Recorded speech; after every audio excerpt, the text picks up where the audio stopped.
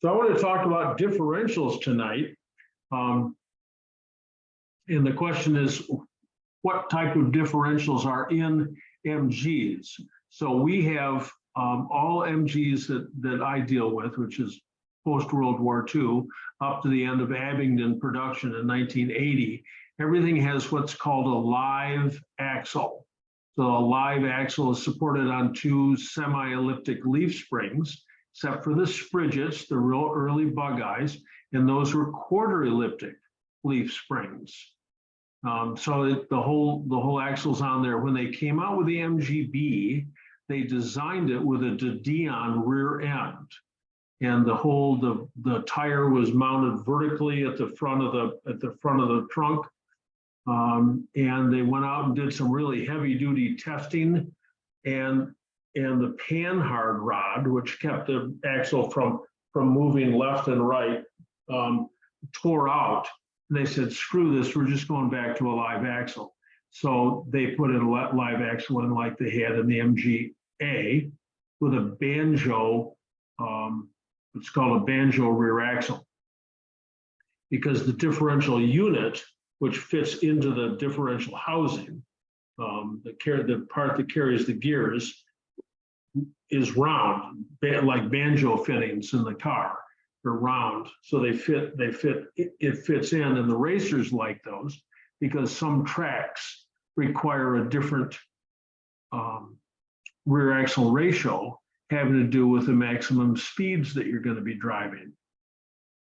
So from the beginning of the T-type, which is not a banjo rear axle, but from the beginning of the TD, TF, and through the MGA and through the early MGB, there are a series of different rear axle ratios that you might have: 5.125, 4.875, 4.55, 4.3, 4.1, 3, and 9. And then when you get into the tubed type axles, the Salisbury differentials, the GT differentials, then those rear axle ratios are 3.9, 3.7, and 3.07, which the MGC used because it used an automatic. So those actual ratios are available. So the advantage of the banjo diff is that it is a 3/4 floating rear axle, which means the rear axle itself does not carry the load, most of the load. John Chershak, you can record this meeting. The axle shaft itself is not carrying 1/4 of the load of the car, 1/4 of the weight of the car. It's not carrying the rear wheel. After 1965, when they went to the GT Salisbury tubed type differential, that's a semi-floating rear axle, and all the weight of the car is supported by the rear axle on a flange. It's a very durable type of driving system. There are other types there's half floating, the quarter floating rear axles. It all has to do with how much load of the car, meaning the weight in the car, how much of that is being supported by the axle shaft itself. And that's the only difference between those, but we only have the two types.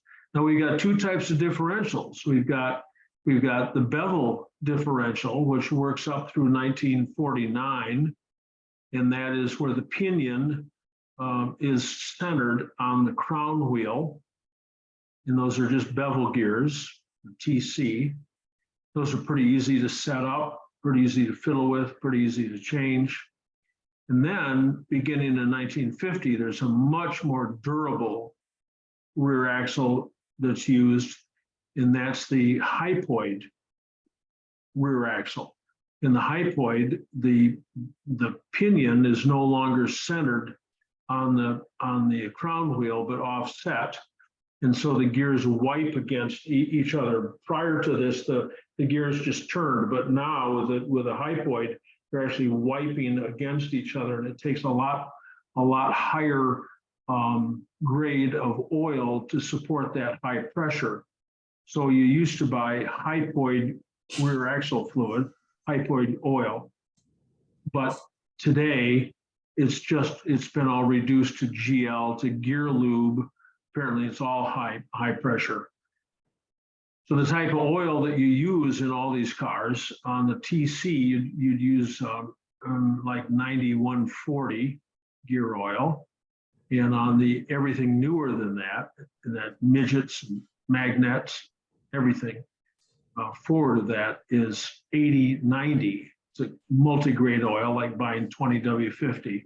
It's called 8090, and it's multi-grade, and that's GL4. You want to use GL4 oil, they tell me, because GL5 oil has got some compounds in it which can or may or does attack brass, copper. And there's a lot of copper in our rear axles. If it's not in the cage that holds the ball bearings apart on the inside of the roller bearings, it's the washers behind the spider gears, behind the differential and pinion wheels that allow the axles to turn at different rates. So this is what I've been told. I just passing the information along. So if you have the choice, use GL4, not GL5. This oil is also satisfactory for using in your rack and pinion, in your carburetors and the dash pots, and on the T-types and the midget 1500s in the gearboxes. It also works in a 1275 gearbox to quiet it down a little bit. And it will work in an all-synchro gearbox. Absolutely, it will. Any oil is better than no oil, but it's too thick. And you should really use the thinner engine oil or the non-detergent straight 30 weight. Rear axles are pretty durable. Not much goes wrong with them except the oil seals. So the oil seals on the front, right behind the drive shaft, those are pretty easy to change on the T-types and the banjo rear axles, the TC, the TDTF, and the banjo rear axles, because there's a spacer between the two bearings inside the differential, and you don't have to set up the preload. But once you come up to the MGB tubed type, MGC tubed type rear axle, then there's a crush spacer. This has also been incorporated in the later Sprigget rear axles, and I don't know, maybe all of them, and all the Sprigget gearboxes. Anyway, there's a certain resistance to turn of the pinion. And if the crown wheel's not in place, and the axles and tires and everything else is not in place, you can put a little tiny torque wrench on that, or we had a tool at the shop that was measured in pound inches, and you were hunting for around 8 to 12, I think, something like that, pound inches of preload. So it's not even a full pound, a foot pound. It's just a barely, just a little tiny resistance to turn, because it can't move fore and aft. It cannot have free play, unlike front wheel bearings, which are also taper bearings. But up there, you want 2 or 3 thousandths end float, not in the differential. So if you're changing the pinion seal, easy enough. You take the front nut off. It's not easy. You got to use a impact gun, or you've got to use some sort of tool to hold the flange from turning, and then put a socket on it and back it off. Tap the front pinion off the rear axle, clean it up where it's all been garbaged up. You can see the line that the old seal is run. Pop the old seal out of the differential, put the new seal in, put the pinion flange back on again, coated with grease, so that seal doesn't begin to run dry when you're first doing it. And then you got to reestablish that preload. Now, if it's the earlier one, it's really easy because you just tighten the nut up. No matter how tight you get the nut, the preload doesn't change. For the later ones, the tighter the nut, the more the preload. And you don't want too much preload because then you're going to burn it up. Most people find it's easier to start off. You take a paint pencil and you put a paint mark on the nut and on the flange, so you can at least return the nut to its original position. It's real dicey to do, or you feel it. Now, when you're turning the flange, once you turn it more than about 1/16 of an inch, it starts to pick up the crown wheel. So now we're turning the crown wheel, we're turning this, and we're turning the crown wheel at the same time. And you just, it's a delicate feel. It's the way I used to do it at the shop, but I had lots of experience having done it. The point is, you don't want it too loose, you don't want it too tight. So if you mark it with a paint pencil to start off with, you're all right. Out on the hub seals, the hub seals on a TD are the same as a 1980 MGB, so is the rear wheel bearing. But in the meantime, they changed on that banjo differential. There's a different hub seal in that. In getting those off and getting the seals changed, that's dicey. You've got an 8-point nut on the bigger cars. You got a 6-point nut on the Spriggets. So the 6-point nut, you can find a socket that'll fit that. The 8-point, oh boy, you have to buy the factory tool. Moss sells that.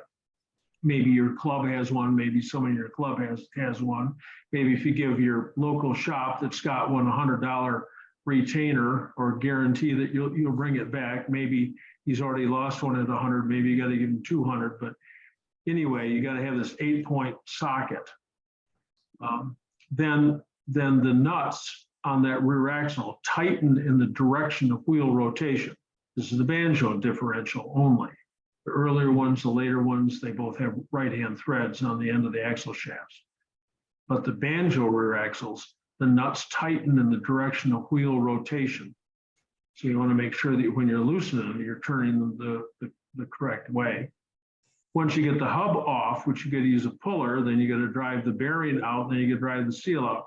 All this requires a lot of either experience, or you got to talk to somebody, because if you read the workshop manual, it asks you to use special tool 18G2111 and you don't have it.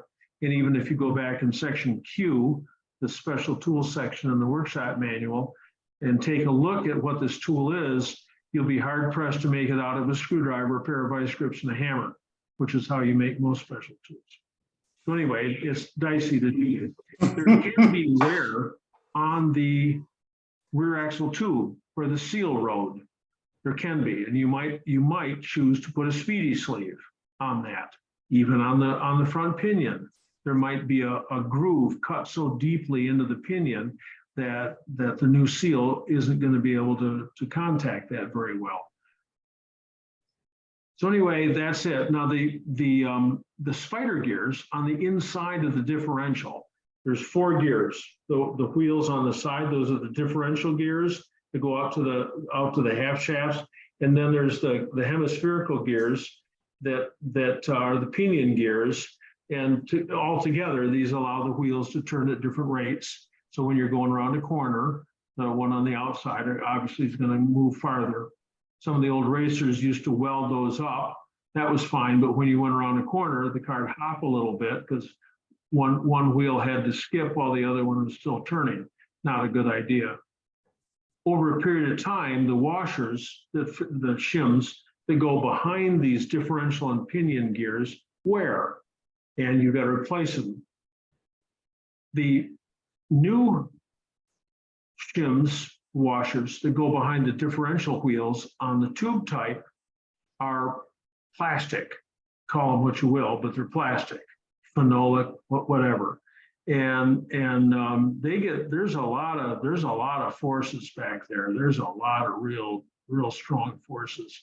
And I would encourage you to find copper washers to replace to replace. When you take your differential apart, you'll find that the washers just aren't even there. Almost always, they're just not even there. And so the gears end up banging towards the middle and out. And that's where you get that terrible clunk in your rear axle. U-joints are okay, wire wheels are tight, hubs are tight, everything's tight, but you got this clunk, because if you pull on the handbrake, you're underneath the car, pull on the handbrake and turn the drive shaft will turn that far as it takes up the slot, as those gears are moving back and forth on the inside of the differential. So to change those gears, again, you can get the hemispherical brass washers. Those are easy. You can get the plastic new ones, but I'm just convinced that the plastic new ones just get chewed up real fast. And then they break into little bits and they get run through the gears and they become part of the oil, absolutely. Anyway, to do this in place, you don't have to do this on a banjo, but you do on the tubed type.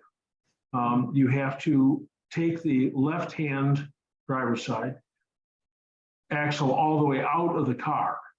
Take it out of the car. So that means you got to take off the wheel and the drum and the backing plate, the brake backing plate, and put a slide hammer on that rear on that axle. Tonk out it comes.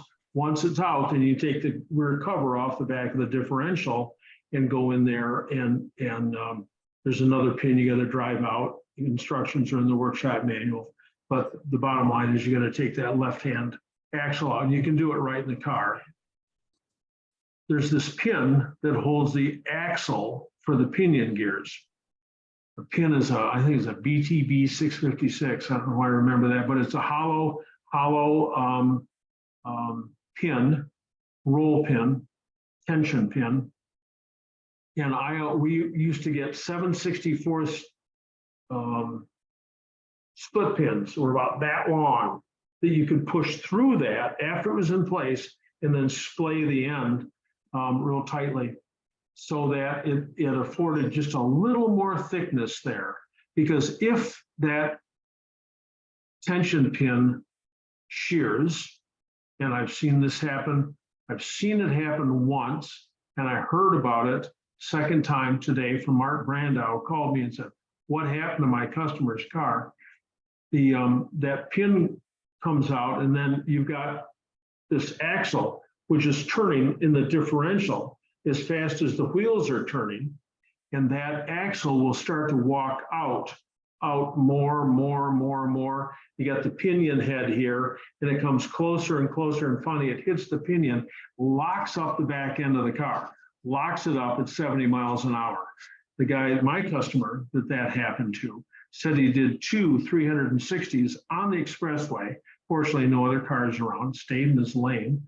But you know, the car's locked. You can't move it. It's stuck in place because the rear axle won't move. Well, it'll move back. It'll move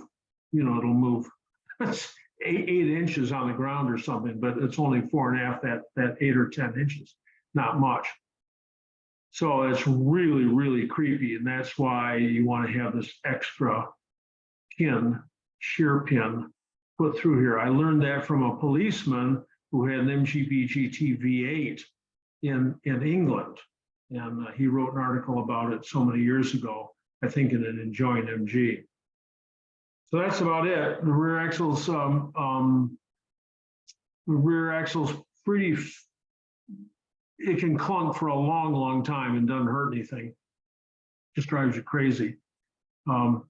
If you have howling from the rear axle, whoa, or you get a noise on deceleration, or a noise on acceleration, or a noise on free float, that doesn't happen anywhere else. It's just when the car's decelerating with its own weight, or accelerating with the engine, and you can make this noise come and go, you know that there's something wrong with the alignment between the pinion and the crown wheel. There's very little you can do to take care of that, except for tightening up the rear axle, or excuse me, tightening up the pinion. sometimes that pinion that I talked about that had to have the 8 to 10 inch-pounds of preload, if that comes loose and can move fore and aft, then it can also move like this. And so the contact between the pinion and the crown wheel gets buggered up. And that's why you get it to sing sometimes when you're accelerating, decelerating, or free float. And the only thing you can do is drop the rear drive shaft flange off the pinion, access the nut, hold the pinion. You're going to make a special tool to do that, a strap, and then crank that nut just a tiny bit tighter and go out and try it again and see if it's changed. And if it hasn't, tighten it up a little more. And if it hasn't, tighten it up a little bit more. A lot of steps between there. You got to get it up in the air, drop the drive shaft. Oh my gosh. And in the end, if you can't get rid of it, you either suffer it or get another rear axle. I don't know anyone who rebuilds rear axles. My understanding is that once there's a misalignment between the pinion and the crown wheel, this is on the GT, not on the banjo. This is on the other one.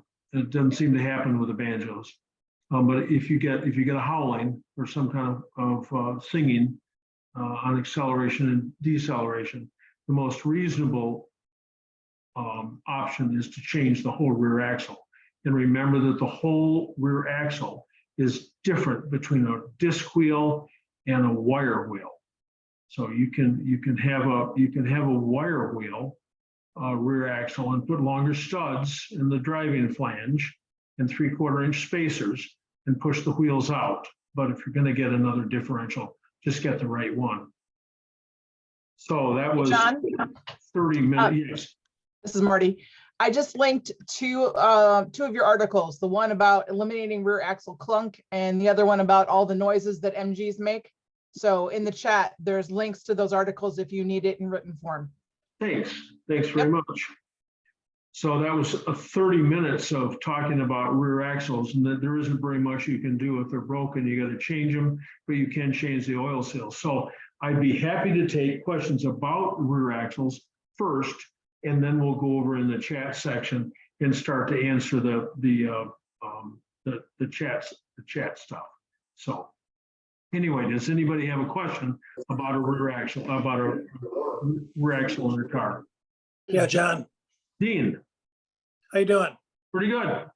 Hey, my brother and I are sitting here listening to your program and wondering where you can buy the copper differential thrust washers. Well, that is, I was hoping someone would ask that because that is a wonderful home. I mean, you're not going to make $1 million making these things, but the banjo diffs had them, and then they went to the plastic ones. I don't know, but someone can make a little home workshop, make some money on the side by making these things. So talk to me, but I don't know, and I don't think I've got any more. I might have 2 more, but I used my last 2 on my daughter's car when I went into that. So that is a good question. Okay, see you in a couple weeks at your party. What's that? Say, we'll see you in a couple weeks at your party. Yes, yeah, thank you. I saw your registration come through, so thanks very much. So that's a cottage industry for someone to make those differential washers, or find a differential washer that some other differential uses that has approximately the same dimensions, and we can use it in ours. And I'm all ears. I would love to hear about that. So many years ago, when Chris Nolan was working at Moss Motors, I said, well, you ought to make those things thicker to make up for the wear. And he said, tell me how thick we should make them. And I never got back in touch with him, but the only ones they have are the plastic. Yes. I was just on Moss Motors and I found they had brass washers for my midget. Yes.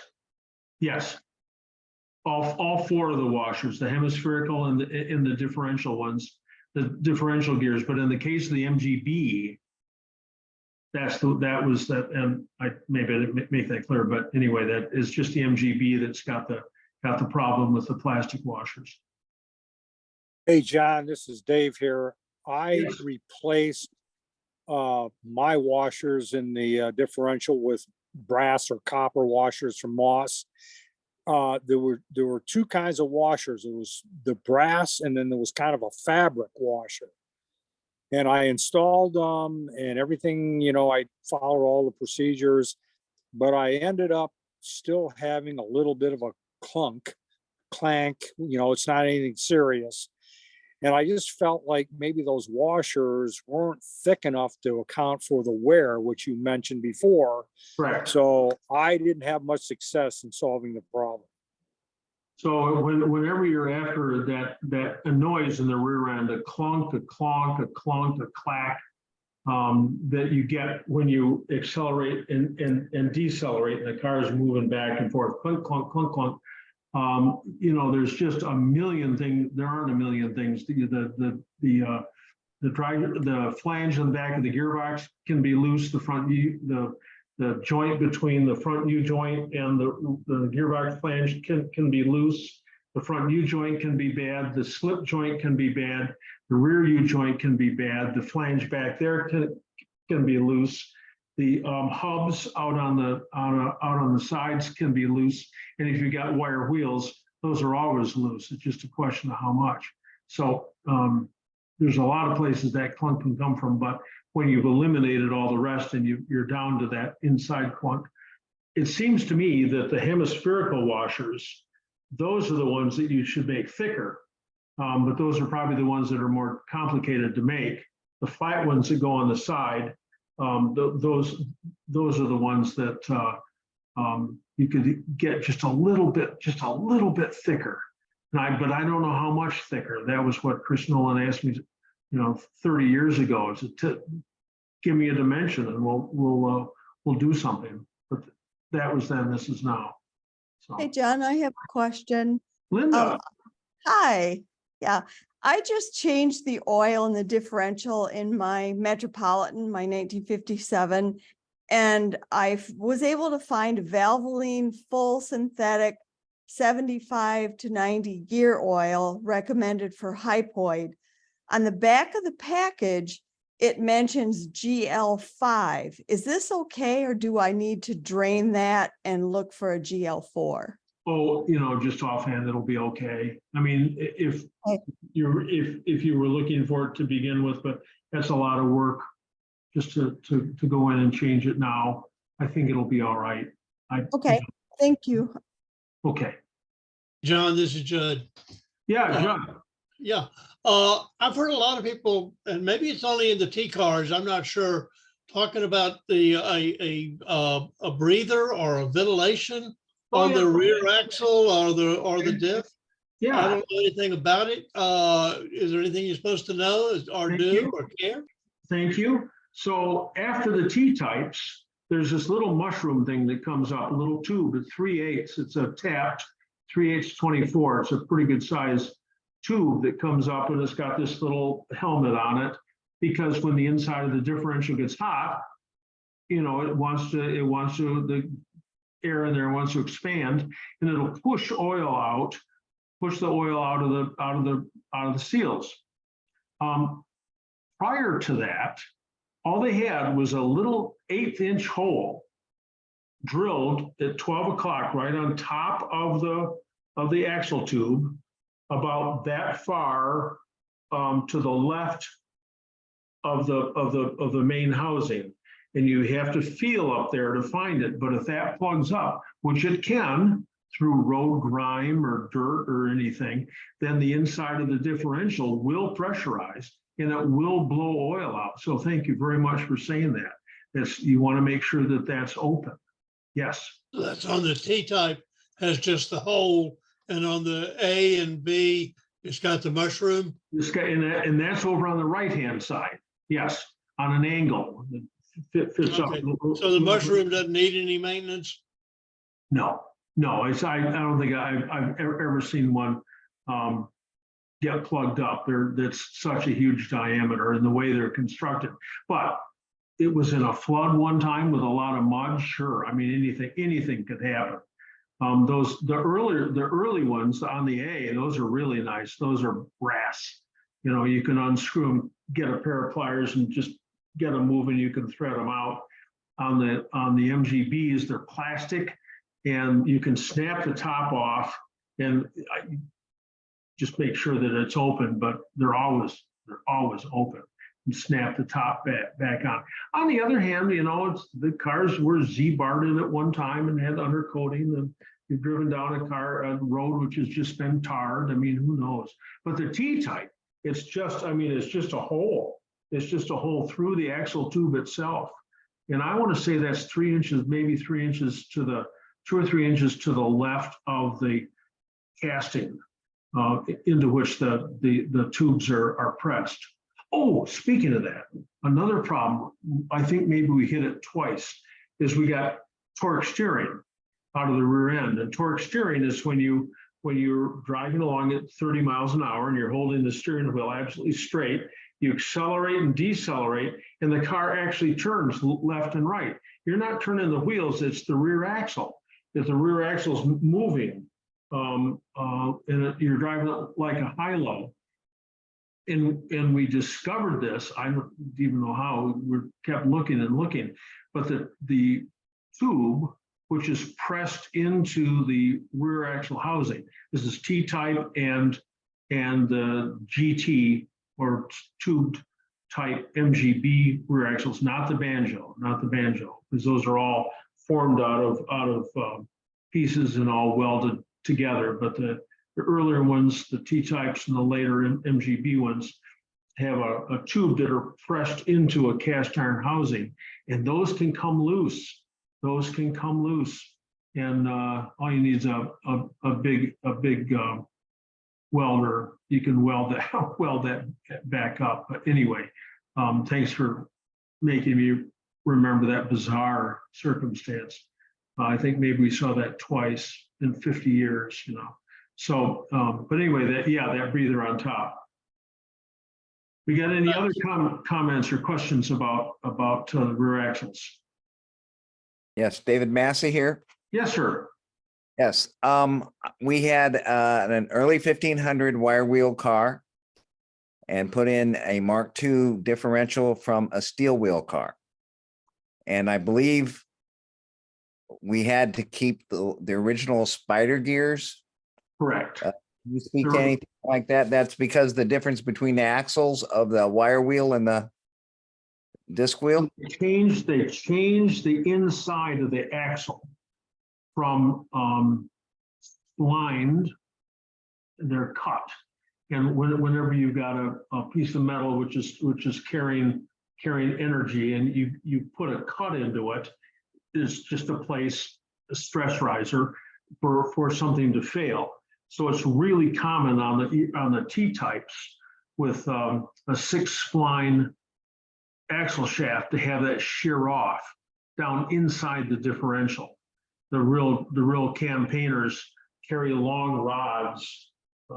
Trying to get my fingers up here so you can see long rods that are flattened at the end, so that once you pull off the axle, you can put this tool down inside and hit it and cause the broken part to fly out the other end of the differential.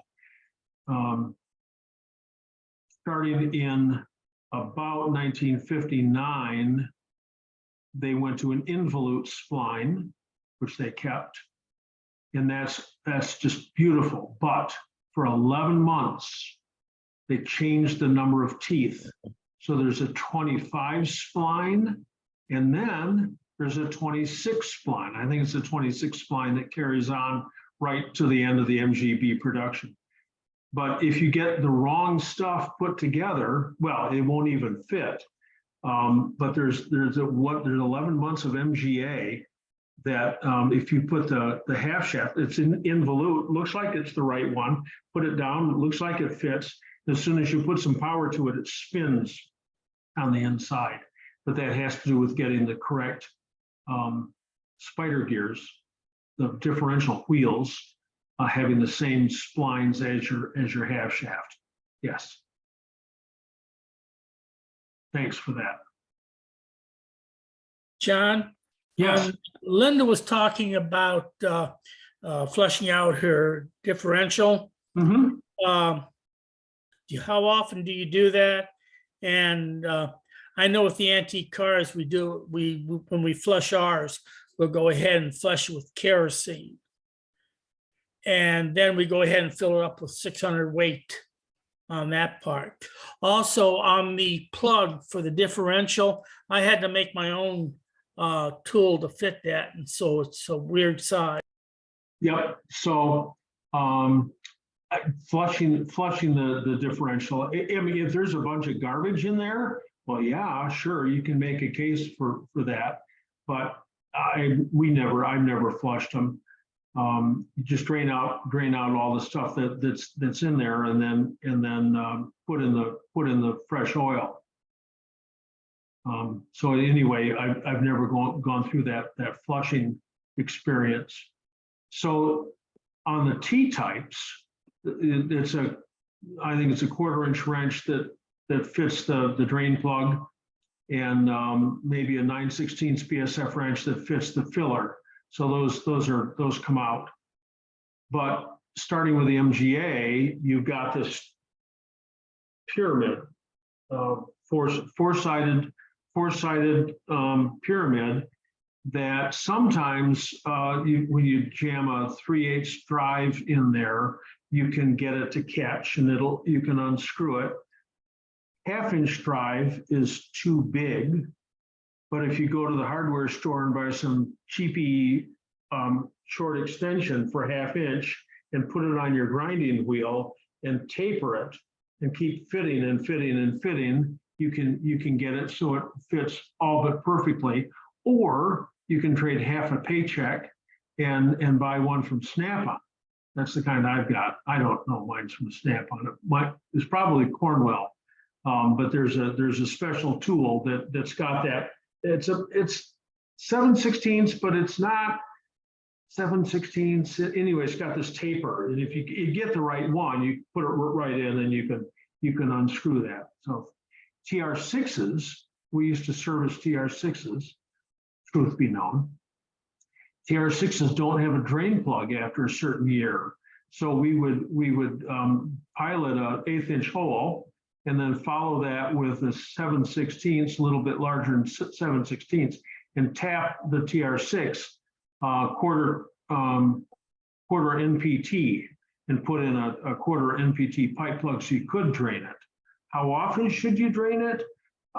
We did that in a complete lubrication, which I told people they should do once every 5 years or 12,000 miles. So. Thank you. You're welcome. Yeah. It's Nigel here. Had the pleasure of meeting you about 4 years ago in John Blanchard, I think he is, in Port Huron. Anyway, nice seeing you again, mate. I have Allen's in Port Huron. Yes, Alan, sorry, yeah, Alan's. Yeah, okay, sure. I have a 1976 MGB, and I've never changed the differential fluid there. I believe there's a drain plug on the bottom and a fill hole on the top there. Do I just fill it to the top then? Once you've drained it, you just fill the new fluid to the top? Yes, so if you bring the car up horizontally, then you can drain it and fill it, drain it, let it drip for a while, because that's really old oil in there. That's really old. And you don't know how much there is unless you've been topping it up. So if it comes up level, you put the drain plug back in and you undo the outside and pump the oil in until it runs out, and then that's fine. Don't overfill it, because you're just asking for trouble with the oil seals to make it leak.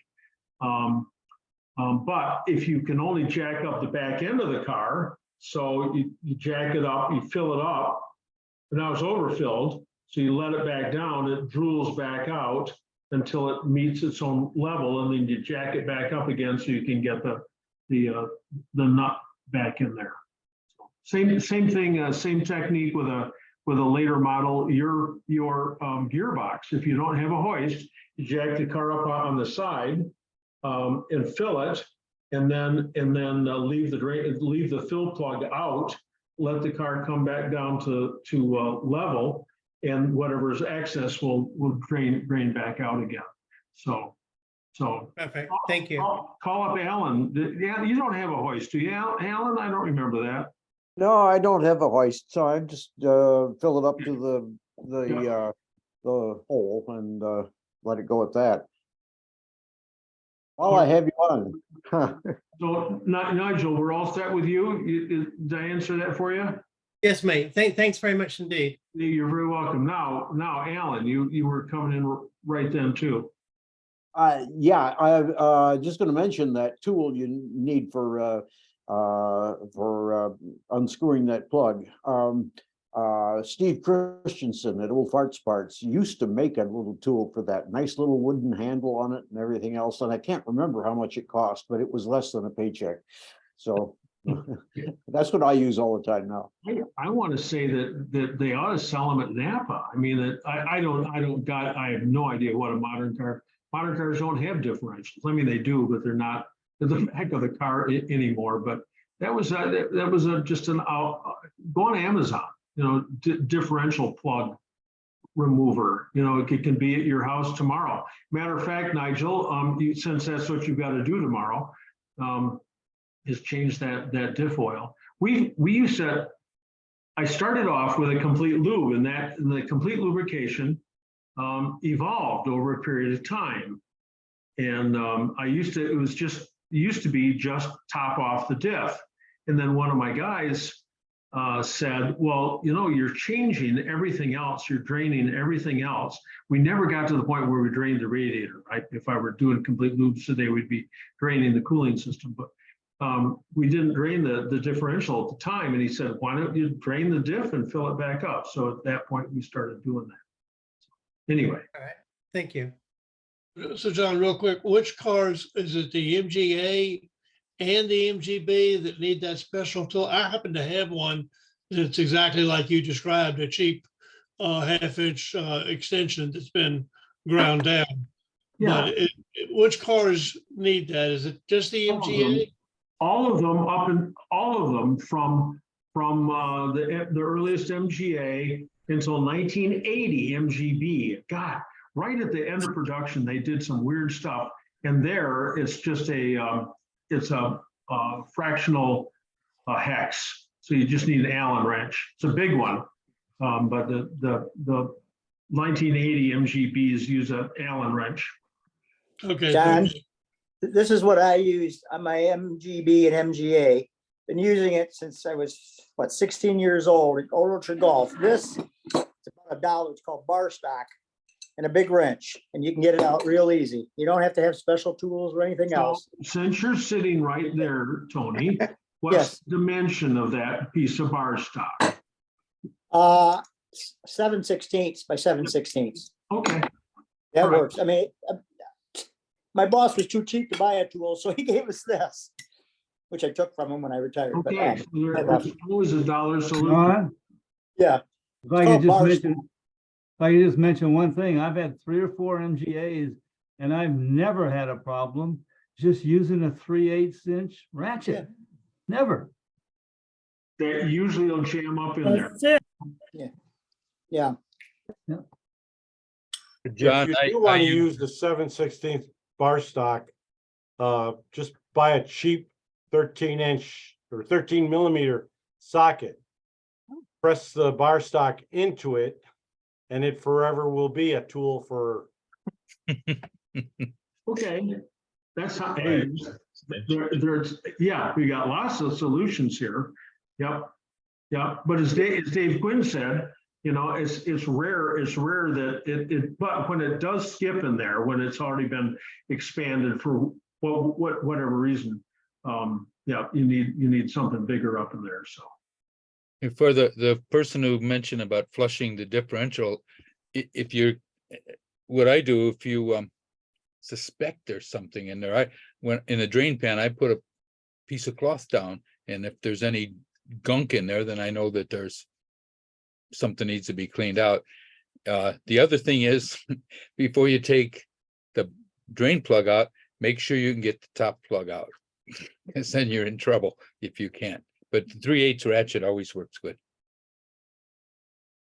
We flashed those differentials out on the early cars, from the early brass cars from the 1910s to the 1930s, because one, they've been sitting around in a barn for so many years, and you don't know how much chicken's in there, the pigs or what. Or Because what. we've gotten a lot of stuff.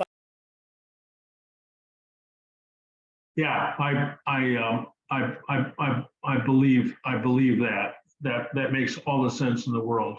So, and you have to be careful about, I mean, I power wash them. Sometimes I take the back, like a GT diff or something or other, and you take the back cover off and take it on, power wash it. That's cool. You get it real nice and clean. But you got to make sure you get the water out before it starts to rust up. So lots of stuff you can do.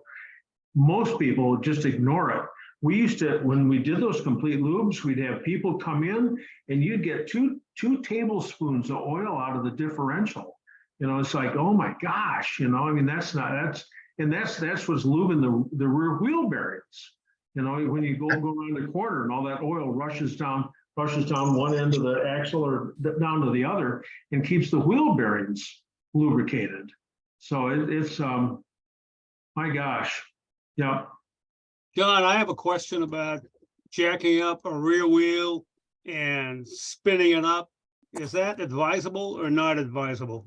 We ruined a differential doing that once. And I mean, if it's just idling, that's one thing, but doing 60, it isn't good because one wheel's traveling faster than the other and there's no load on them. I mean, if you had somebody sitting in the car with their foot on the brake to put some load on it, it would be better. What is the failure mode if you do that? It broke the spider gears, the differential and pinion wheels broke them. Because they were shattering or something? Because they're banging back and forth. And then okay. So if you put a load on it, like putting the brake on, then you are putting a load in. They won't be shattering. Right. Oh, okay. I see. Thank you. You're welcome. On the MGTD, on my rear axles, there are two drain plugs right near the rear wheel, right near the bearings and the bearing seals on the outboard part of the axle. What are those for? I don't know. Okay. Don't know. They're just about they're about a 3/8 inch. Yep. Drain plugs. Yep. Don't know. Because I didn't know, I've always ignored them. I wouldn't have even been able to tell you that they were there until you just brought it up tonight. But yeah, it's like it's only there. It's only on the TDTF. It's on none of the other ones. So I don't know. Sometimes I thought maybe it was a way to get the oil to the bearings quicker or something like that when you're filling it up. But no. Yeah. There are some kinds of things like that are done for alignment. I mean, when you look at the bottom of an engine block, for instance, where the pan goes against it, there's a whole bunch of holes around there, and it's like, what are those for? Sure. Well, those are for, once they're drilled, those are the indexing holes for all future machining. But I don't know what those are for. That's a really good question. Thank you very much. Appreciate it. A lot of those parts of the T-Series were used in other cars, and some of that stuff is carryover. I've never noticed those plugs that Tom's talking about, but I wonder if perhaps it's from that axle might have been used on several other cars. Absolutely possible. Yeah, I remember I took apart a gearbox, rebuilt a gearbox for like MGA number 102 or something or other, and the inside of it was just altogether different. Well, it still had 4 gears. What's altogether different is the gearbox in Linda Harnish's Metropolitan. I mean, the shifters come in from the side down on the box. I mean, and it's only 3-speed. It's not 4-speed. Oh my gosh, that's altogether different. But yeah, there's stuff that shows up on our cars that was used over and over and over on other stuff. So I don't know what that axle would have been used for, but anyway. So now it's time to plumb the resources of all things T-type. So I'll put a note out to my buddy Tom Longa at Half Moon Farm in Maine, in Bar Harbor. See what he's got, or Bob Gruneau up in Toronto. So somebody will know. So. All right, so I am about done, I think, with all the questions. I got a chat section. I get a lot of stuff here on chat. So I'm going to go through this pretty quickly. And what I'd like to do on chat is call on you and find out where you're from. And then we'll get into the question that you've actually asked. So we got Greg with a 70 midget and a 68 something or other else. It says in 68B, with a 70 midget, my steering has a problem. When I turn right and the car leans into the turn, the steering wheel will stick when I'm turning the wheel back to straight. Oh my gosh, you can never ever have your steering stick. Are you on, Greg? I'm here, John, Bowmansville, Okay. Pennsylvania. All right, so on an MGB rack, there are bushings on either end, and those bushings sometimes fall out of place. They're only held in with a little tiny grub screw. I don't know if that's how a midget rack is done, but sometimes you can have that bushing will fall out of the rack. It'll follow the rack and come out of the rack housing. So the weird thing is it only does it turning right, and it only does it if the car is leaned over. If you're driving slow, you can turn lock to lock, no problem. But as soon as the car starts to lean, if you're aggressive into a corner, it'll kind of stick a little bit, and you got to turn just a little harder to get it back to straight.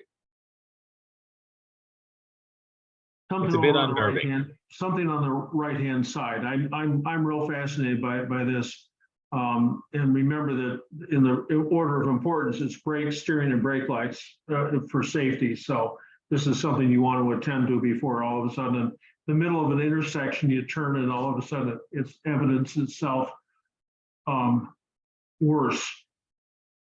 I don't know. I don't have any parts books here in front of me. Maybe someday I'll start doing this from up in my office where I've got all the parts books in the world. But I don't know. Call me tomorrow. I'm real fascinated by that.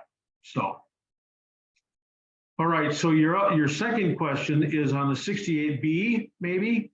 No, on the midget, my distributor was going bad, so I bought a new distributor, plugs and wires, and now my tack needle bounces.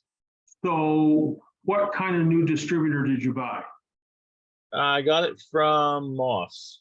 And is it electronic or points? Points. And the tack needle now bounces. Yes. And it didn't do that before. It used to be steady as a rock with the old one. And this is a 1970, so we've got an impulse loop on the back of the tack that feeds, in other words, the power goes from the key switch through the tachometer and down to the power side of the coil. Yep. So I was wondering if maybe the condenser, the new condenser that came in the new distributor, would be weird. Something you can always add a condenser. You can just add a condenser on the negative side of the coil to ground, just out there. The condenser from your old, just temporarily. I mean, just put a spade terminal on the back end of it, or extend it out, and just see if that causes it to change some, if it fluctuates more or less. But almost always the tack needle bounces because there's a problem with the primary circuit. So okay, something about that new distributor. I don't know anything about new point style distributors. I just don't. I could guess, but I won't. So I'm sorry, you got two questions and I can't answer either of them. Who does? So, all right. Anyway, Greg, where are you from? I'm in Bowmansville, Pennsylvania. Okay. All right. You kind of come to the meet in Altoona? We have our Taste of Britain, our club does it. It's on the Okay. same date. Okay. All right. So now we got a question from Charles. I've got a power issue in my 53 TF. It's up to temperature. Charles, are you on? Yeah, I'm here, John. Can you hear me? Yeah. How long ago was the engine built? It's a 53. I'm assuming it's original. Oh my gosh. All right. Well, what happens, I can get, if I run a 5-mile course, let's say, first 4.5 miles, it runs sweet. But the last half a mile, she'll sputter and cough like it's a fuel vapor problem.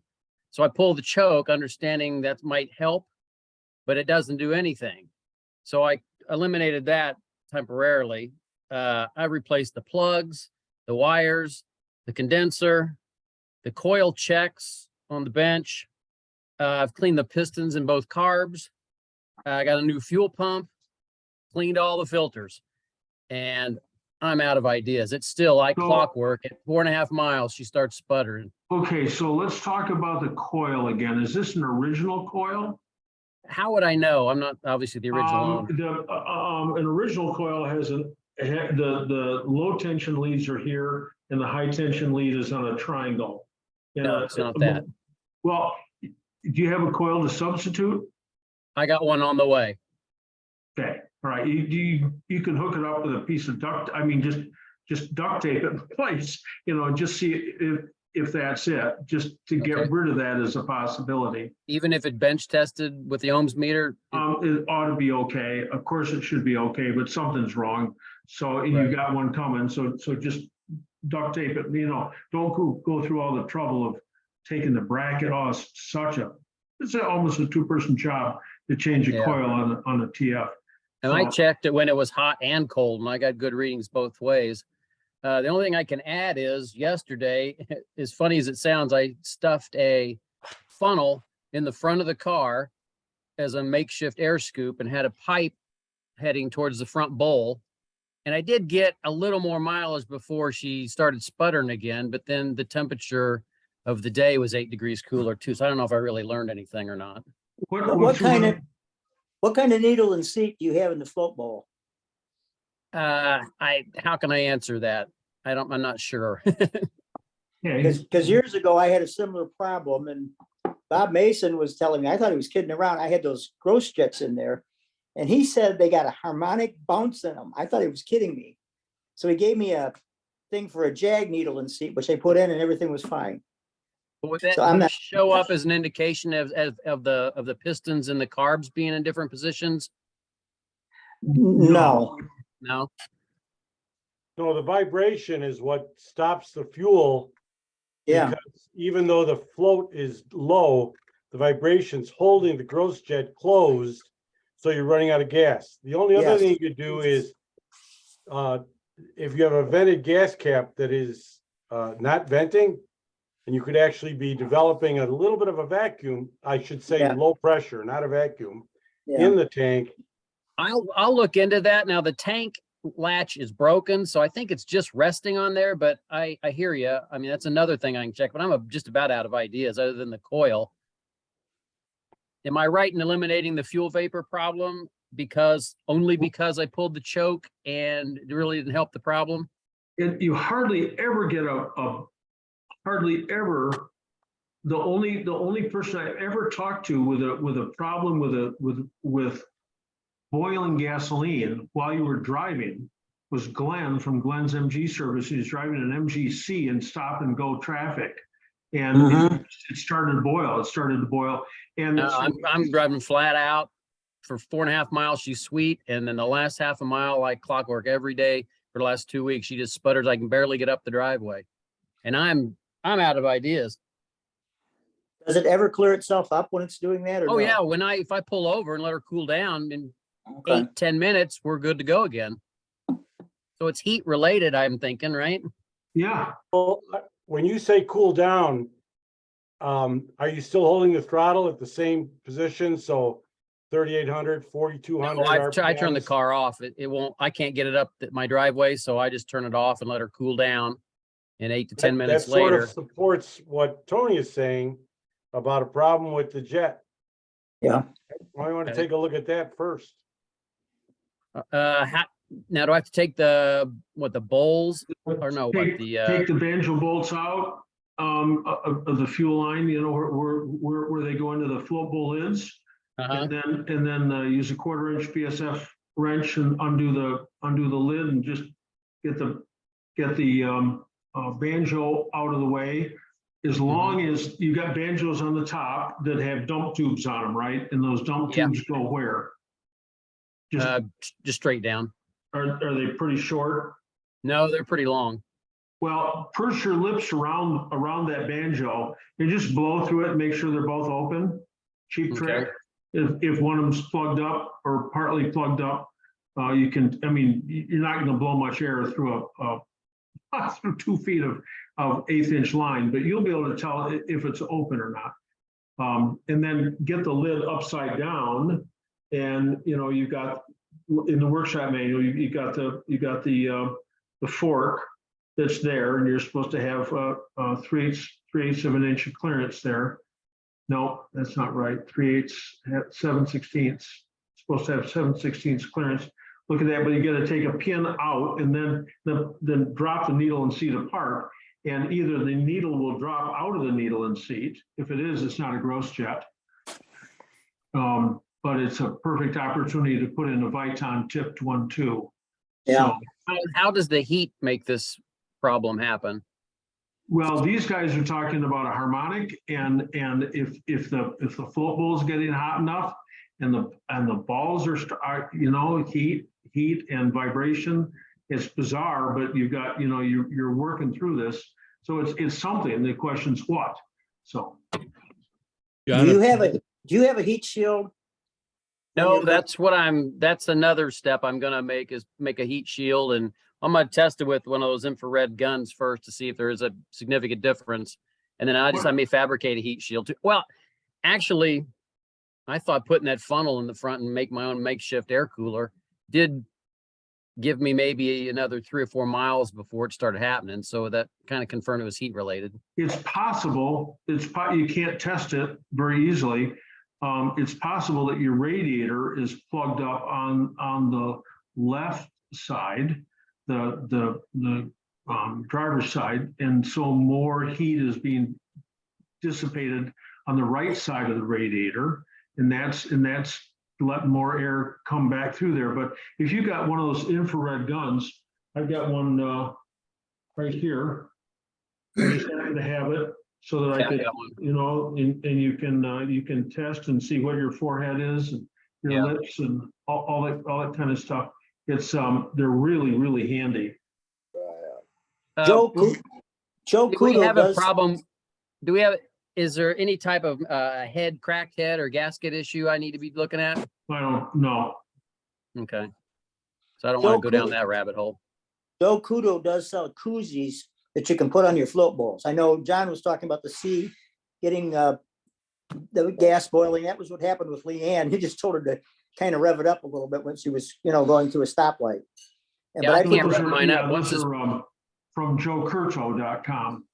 Once this problem starts, I can't, I can barely get any power out of the car. Yeah. Hey, John, if I can add something, we had a really similar problem with an 71B. And we thought it was, I changed the coil, I did all sorts of things. It was heat gated because it's once it got heated up, it just backfired and sputtered, wouldn't run. There's about a 2-inch long ground strap from the body of the distributor to the plate, and it was hanging on by one strand. And for the $2, we put a new one on and haven't had the problem since. But it seemed That's just the same like, on I got a TF though. Is that the same? Yeah, it's not the same. You're grounded. There's no plate there. No. So anyway, try 1 or 2 of these. Call me tomorrow. I'm recording you tonight so I can re-listen to everything. Give it a shot.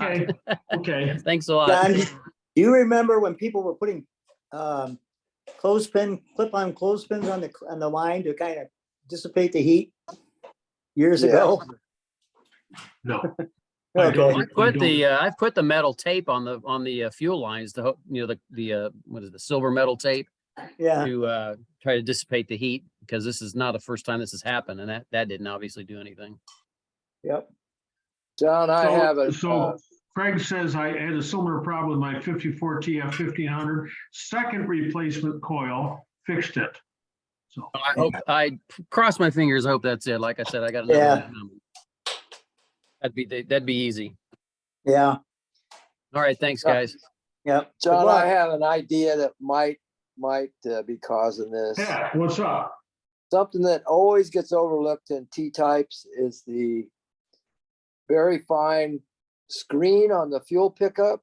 They get varnished up, and even with a new fuel pump, they can restrict the amount of fuel. So it sounds to me like he's starting off with full float bowls, and even with a new pump, with that restriction there, it can't keep up. That's entirely possible. To test for this, you take the line off the rear carburetor, put it into a large vessel like a gasoline can. Is this the filter on the pump? No, it's in the gas tank. This is in the gas tank. But the question is, can you pump a pint a minute? That's what the workshop manual calls for, is a pint a minute. You can't you begin to use a pint a minute. And you can tell if it's shooting the gasoline out of that line, or if it's just dribbling. And if it's just dribbling. But in that case, usually you back off and you wait, it idles, and then it catches back up with itself. And it usually shows up at high speed more than 4.5 miles, because you're going to run but you're after everything here, and it's such an easy thing to check. Okay. Just one note, that if he's wrapping his fuel line with metal tape, that metal's going to conduct heat in just as much as it's going to radiate it out. So if he's got a hot engine compartment, he's adding heat to his fuel. Yeah, I can take it off. I mean, I put it on due to the problem, and it didn't change the problem, so I can take it off. That didn't help. You're saying it might have made it worse. I hear you. Okay, I'm gonna leave this, but you call me tomorrow so we can stay in touch here. So thank you. Don Bueller, are you still on, Don? Well, Don wants to know how to check a thermostat for a TD. It's the original TD thermostat is a bizarre piece of complex British engineering. Most people end up just replacing it with a normal stand thermostat that you've got to attach. But then anyway, it's very difficult to check the thermostat. I would use this, I guess, and watch and see if the water recirculates until it comes up to temperature, and then starts going into the radiator. So I'm going to go to, I got to hit mute all here for a minute. All right, Paul, how much free play in degrees or inches rotation is okay for a 53 TD input or pinion shaft? In other words, if you lock up the rear brakes, then how much can you turn the differential flange? And if it's clunky and if it's driving you crazy, then you want to change the washers back there, but you don't have to, because those are copper. So it moves a lot more than you'd think. You're turning it and you're going, oh my God, it's turning half an inch. But as long as there's no, it doesn't evidence itself in any other way, it doesn't matter how much it turns. So that's my comment on that to Paul. So, okay, here we got Mike Baldwin, 72 MGB. Had it on the road since 2014, 2 owners, came with 100,000 miles, put another 12,000 miles on it. Since I put it on the road, it has a whine from 45 to 55 that greatly diminishes above and below that speed. All the receipts from the owner does not show any differential work. It would be odd to have any diff work. I did change out the fiber and brass washers 2 years ago. They were still in there, not in bad shape. Clunk isn't bad either. The wear pattern on the crown wheel looked nice. Had another gearhead look at it, and he agreed. Inside was clean, free of debris. Showed no obvious signs anybody had been in there. Put it back on the road. The noise dropped about 50% for a while, but slowly came back. That's because you had fresh oil in there? Yeah, exactly. Yep. Yep. So so do I just have one that's noisy in the area of speed? The only thing you can do is tighten up the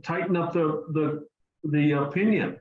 That's the only thing that's left, and you don't want to turn that nut much more than a couple of degrees, because every time you tighten, you don't want to get it so tight it starts to bind up.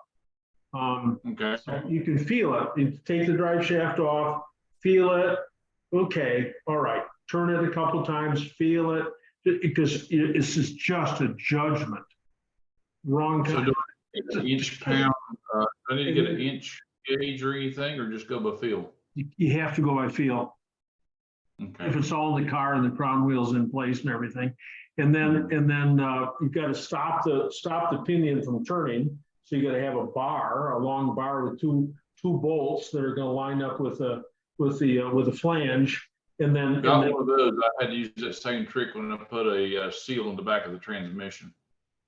Yeah, I got one of the bars. Yeah. Good. All right, and then turn that nut. It'll be really, really hard. I mean, that thing's under 150 pounds and rust. So you pull, and all of a sudden it'll sort of pop, pop just a little bit tighter, and you go out and try it again and see if there's a change. Okay. All right, because it runs great. It doesn't get hot or do anything weird. It got a little noise in a certain area, and that's it. Must have been made on a Friday. maybe, or the day before Monday, Thursday, or yeah. Yeah, just turn the radio up. Go ahead. Just turn the radio up. Yeah, well, I try that, but I've got a Monza exhaust system, and it even drowns the radio out, which is on purpose. Geez. All right. Okay.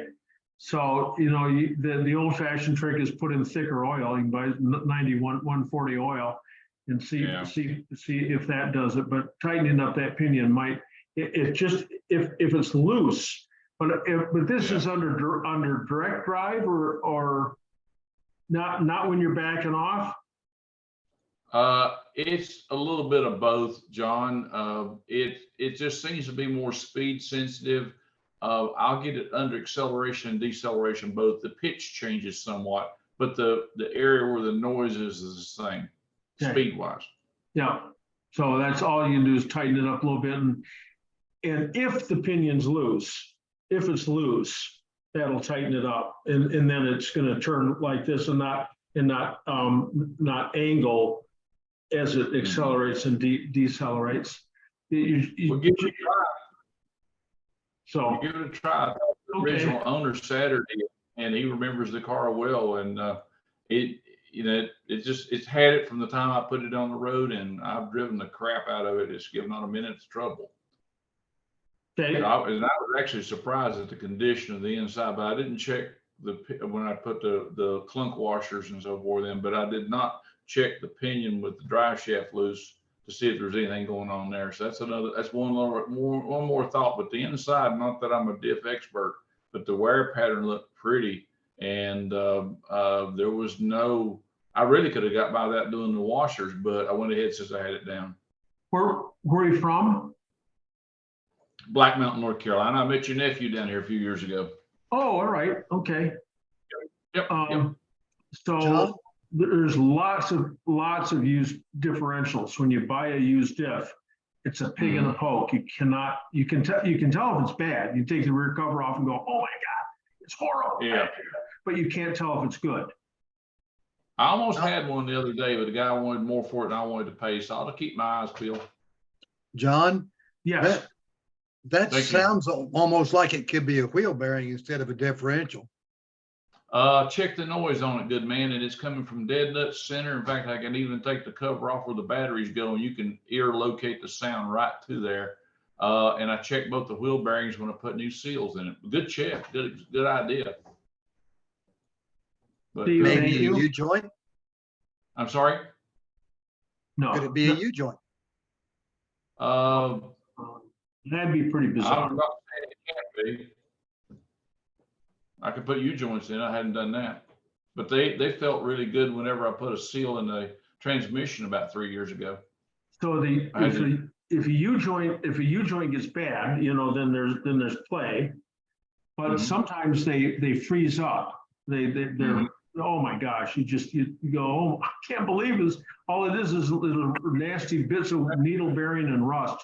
But those, I don't know this to make noise at speed. Usually when you're taking off from a stop, they go squeaky, and then the noise goes away at higher speed. So yeah, this is almost like a resonance between 45 and 55.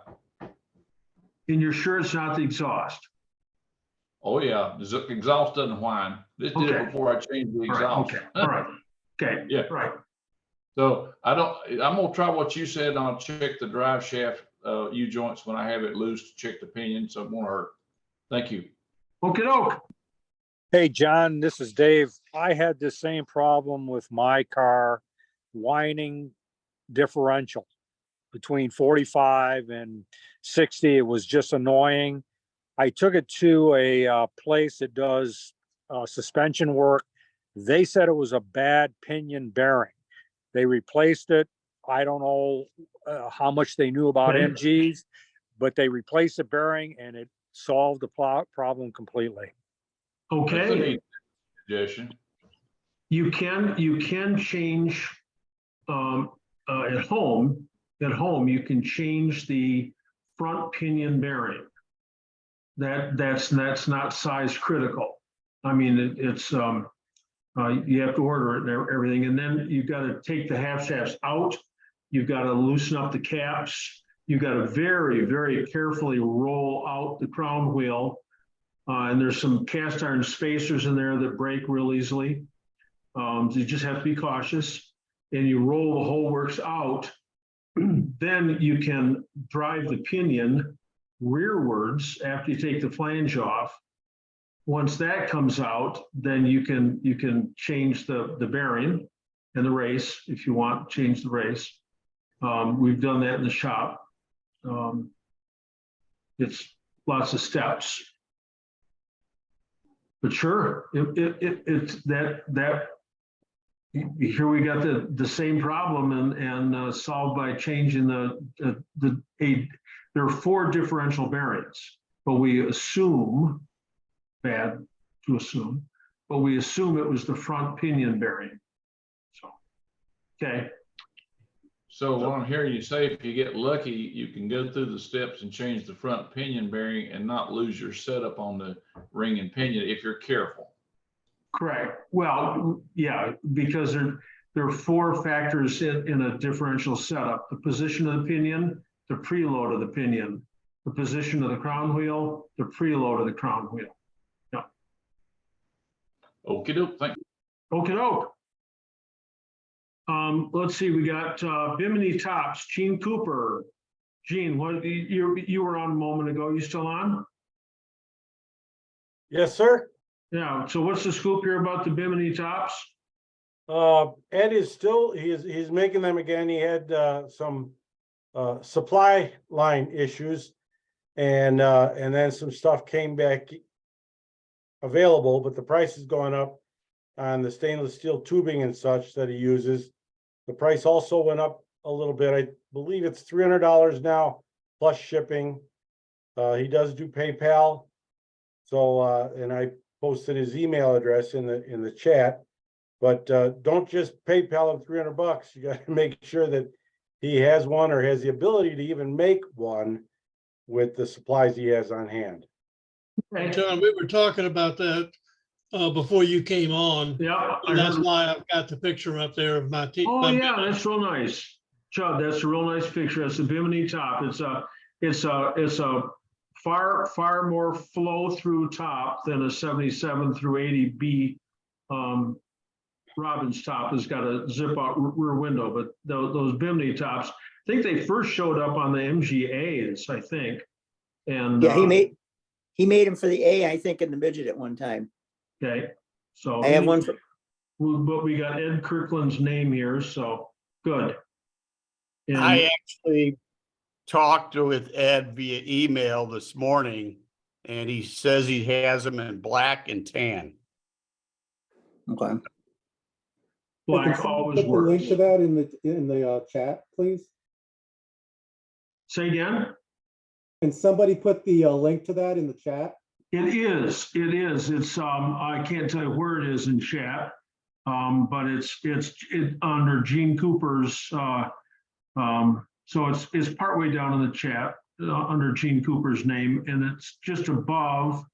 And there's some more stuff. Doug is weighed in there on one that he got for an MGC, and Tony's weighed in there, and Tim B, who just was on right now. So there's and it's just above Tim B in chat. So just scroll and find it. Okay, thanks. But it's Ed Kirkland, Kirkland, like in Costco. Ed Kirkland at CenturyLink.net. Thank you. And as I said, they're in black and tan, so they only come in the pint size. But I purchased a used British flag one that he made, but he doesn't make those anymore, up in Peterborough last year. They had it up for auction. Nice. All right, Tim B, to everybody, I have an MGA with an 1800 engine, gearbox and differ original.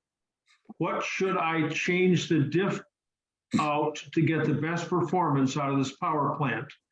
So you want a 3.9 differential. Tim, are you on? Are you still Yes. on? Okay, so you want to get a 3.9 diff. So the original MGA differential is a 4.3.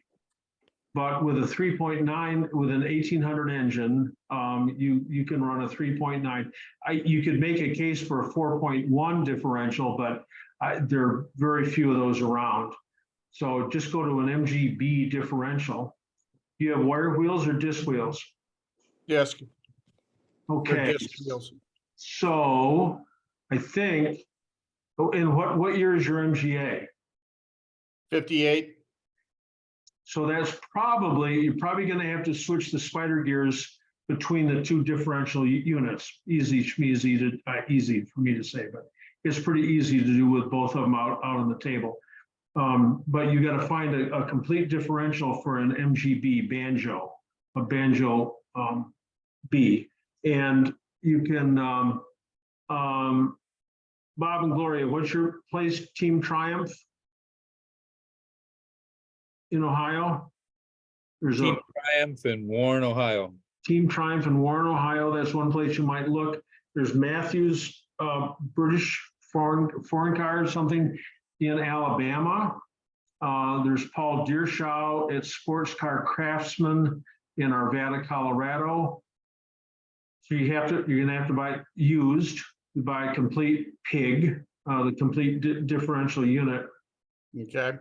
And my experience with those is that they're never bad. Is there a chance you get a bad one? Sure, but chances are no. It'll be okay. But On eBay, you can find them between $395 and $600. Thank you, David. Okay. Okay, so that's it, and you only have to change those gears and put a fresh gasket on it, and you're all set to go. Except now your speedometer isn't going to read correctly, is it? So now you Doesn't read correctly now, so. Okay, all right. So take the speedo out, or well, first of all, contact Morris at West Valley Instruments in California, and ask. And he's got a schedule on how to figure out what kind of gears he's going to have to put in there to make it read right. So, okay.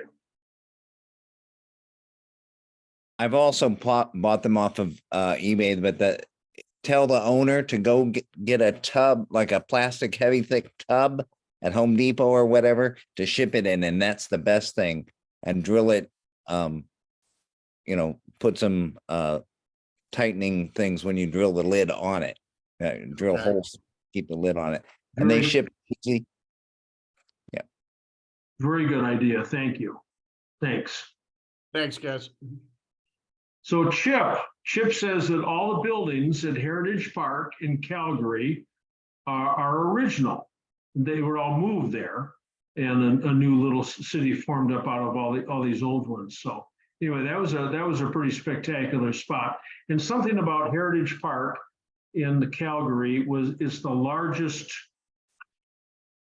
park of its kind in Canada, maybe in North America. I don't know, but it's a really interesting spot. Okay. John, I especially like the Gasoline Alley Museum there in Heritage Park. I didn't spend any time at all in Heritage Park. I spent all my time looking at the cars and talking to the owners out on the field. But they said there was a museum there with a lot of vintage, in British terminology, vintage and veteran cars, brass era stuff. So. Lot of trucks and every gas pump you'd ever want to see. Someone's collection. Very cool. Thanks, Steve. Bill Frone to everybody. Hey, John, I'm having trouble removing the drain plug diff from my 72 BGT. Any suggestions without destroying the plug? So apparently you've tried the 3/8, the 3/8, and we've already talked about Tony's piece of bar stock, 7/16 bar stock, and you can always even taper that just a little bit up at the end. So Bill, are you still on? I am, John. I'll try that, and then per your suggestion, if nothing else works, just tap and drill, or drill and tap. No, you don't want to drill that out. You want to turn it out. For sure. No, but you suggested, I think, just drilling a spot for a second drain plug. You can do, we used to do that on a TR6, but my guess is that if you get that piece of bar stock and if you get the right tool, a cheap thing, and just grind it so it fits up in there and use a 18-inch breaker bar, that'll come right out. Okay, I've tried it, but I'll try it again. Thank you. Okay. All right. Hey guys, I also got lucky. I happen to have, hopefully my workshop isn't too cavernous and echoey. Can everybody hear me okay? Yeah. Okay. I happen to have a 1/2-inch chisel in my toolbox that fits perfectly in that drain plug in that 72 diff right there that I just took apart and refigured and rebuilt about a week ago. So this 1/2-inch chisel went in there perfectly. Hey. And pulled it right. So very cool. While I have everybody's attention, I'll also put in my plug for these tiny little roll pins that are spiral. I don't know if you can see that through the video. Mm-hmm. It's not just a split pin, it's actually a coiled spiral. That's what I use in my pinion axle replacements. They're a lot stronger and less likely to shear. Where would you find one of those? I actually had to buy a bag of 25 of them. So we've got a cottage industry. So Greg, what you put your address in there, and yeah, I mean I would happy to send. I've got 25 of them, so whoever wants one, I'll put my email address in there and send me an email, and I'll send as many as I have out to people. You have to, like I said, you can't get these at local hardware stores. What inspired me to search these down is I was ordering the thrust washers anyway from Moss, and got them. But I also ordered a roll pin while I was there out of their stock. The roll pin that they shipped me was laughably flimsy. It was, the original roll pin that came out, I measured it was 30 thousandths, made of 30 thousandths thick material. The one that Moss shipped was 10 thousandths. I mean, it felt like it was made out of aluminum foil. I mean, I'm not putting this back in my car. So I did some research and found these guys. And Those are from McMaster-Carr. Looks like. yeah, I ordered them from Zorro. These particular ones I found on Okay, Zorro, all right. which is essentially Granger's commercial brand. Okay, Or, I'm sorry, all right. it's Granger's consumer facing oriented website. Got it. So, but I'll pop my email address into the chat and let people and anybody that wants one, I'll put them in an envelope and get them to you in the post office. Hey, Greg, thank you very, very kindly. So if someone's going to do their differential, find Greg's address and contact him, his email address, and get some of those. Yep. I'll pop it in there right now. All right. Okay. From Doc Rosevear, I've got a slow leak from the front of my differential. The oil level goes down 1/4 to 1/2 inch every 250 miles. That's a fast leak. Should I keep on, or do I need to change the pinion oil seal? You got to change the pinion oil seal. So, are you on? Yeah. Yep. Yeah, I'm here. Okay. Yep. Time to give up and do it. Okay. So again, you use a paint pencil and put a real nice mark on that, and just so you can at least get it back to where it was. And then you want to go just a tiny, tiny little bit beyond that when you're putting it back together. And thanks for registering for the summer party. I saw that come through, so haven't seen you for a while. Because I haven't had any technical seminars. Yeah. Yeah. Yeah. Okay. Thanks, John. Okay. John, second question. Yes, sir. My backup differential can't remove the oil fill plug.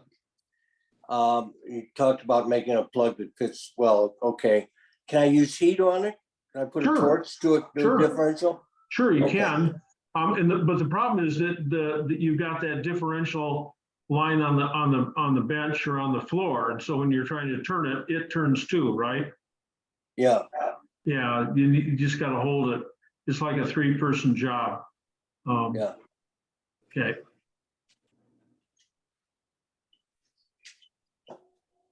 Okay, from Dave. Dave wants to know the jargon for the differential of a live. He wants to know the definition of a live axle and all this other stuff that we talked about. So a live axle means it's a solid axle and it's supported on either side with leaf springs, different from an independent rear suspension that a Jag has, or the later TRs, where they've got a differential unit that's part of the car, and then you've got the axles that come down.